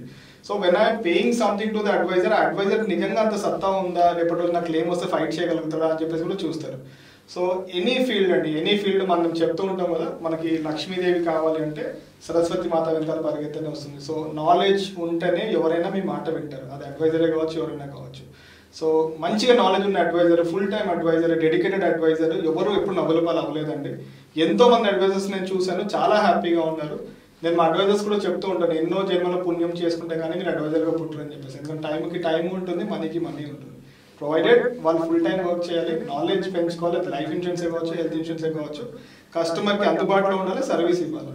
That's it. మంచి కెరీర్ సెట్ చేసుకోవచ్చు అడ్వైజర్. సో మీ నోటి ద్వారా మా జీకే డిజిటల్ న్యూస్ ప్రేక్షకులకి హెల్త్ ఇన్సూరెన్స్ గురించి 1 or 2 టిప్స్ క్లోజ్ చేసాము. దయచేసి హెల్త్ ఇన్సూరెన్స్ ఖచ్చితంగా తీసుకోండి. 4 సండేలు నాన్ వెజ్ తినకపోయినా తప్పు లేదు, బట్ హెల్త్ ఇన్సూరెన్స్ అనేది చాలా చాలా ఇంపార్టెంట్. మీకే తెలుసు హెల్త్ ఇన్సూరెన్స్ ఎందుకు తీసుకోవాలని చెప్పి, అంత అవేర్నెస్ పెరిగిపోయింది. సో దయచేసి ఎవరైతే చూస్తున్నారో ఛానల్ని, కంపల్సరీ ఇవాళ మీ నాన్నగారిని అడగండి, మనకి హెల్త్ ఇన్సూరెన్స్ ఉందో అడగండి, ఎంత కవరేజ్ ఉందో అడగండి. ఇలాంటి విషయాలు మనం ఇంట్లో డిస్కస్ చేసుకోవాలండి. మనం ఏదో సినిమా గురించో ఎవరో చుట్టాల గురించి డిస్కస్ చేస్తాం, but these are the very very important things which we have to discuss. దయచేసి ప్రతి ఒక్కరు హెల్త్ ఇన్సూరెన్స్ తీసుకోండి. అసలు అవసరం రావద్దే అనుకుందాము, అవసరం వచ్చినప్పుడు మాత్రం శ్రీరామ రక్షలాగా గాడ్ లాగా మీకు హెల్ప్ చేస్తాం. Thank you so much sir, thank you very much sir. యాక్చువల్గా జీకే డిజిటల్ న్యూస్లో ఇది ఒక ప్రెస్టీజియస్ ప్రోగ్రామ్. ఎందుకంటే హెల్త్ ఇన్సూరెన్స్ అవగాహన లేక చాలామంది అప్పులు పాలైపోతున్నారు, చాలామంది వేరే వాళ్ళ దగ్గరికి వెళ్ళి ఆశిస్తున్నారు. ఒక ఎమ్మెల్యే, ఒక ఎంపీ, లేకపోతే ఇంకొకళ్ళ దగ్గరికి వెళ్ళి అక్కడ ఉంచవలసిన పరిస్థితి వస్తుంది పథకాల కోసం. సో ఎవరిని ఆశించక్కల్లా మీ డబ్బుల్లో నెలకి ఒక 300, ఒక 500 తీసి పక్కన పెడితే మీరు రాజాలాగా బతకచ్చు. బేసిక్గా this is the one of the charity. ఇందాక సార్ చెప్పినట్టు 99 మందిలో మనం ఉంటామా, ఒక్కళ్ళలో మనం ఉంటామా అనేది మన ఫేట్. సో దాన్ని ఎవ్వరు మనం ఏం చేయలేము. కానీ అనారోగ్యం వల్ల జరిగే అప్పుల నుంచి మాత్రం హెల్త్ ఇన్సూరెన్స్ కాపాడుతుంది. సో మీకు నచ్చిన కంపెనీలో, మీకు నచ్చిన అడ్వైజర్ దగ్గర, మీకు నచ్చిన పాలసీ తీసుకుని ఆనందంగా, ఆరోగ్యంగా ఉండండి. Thank you very much. Thank you very much.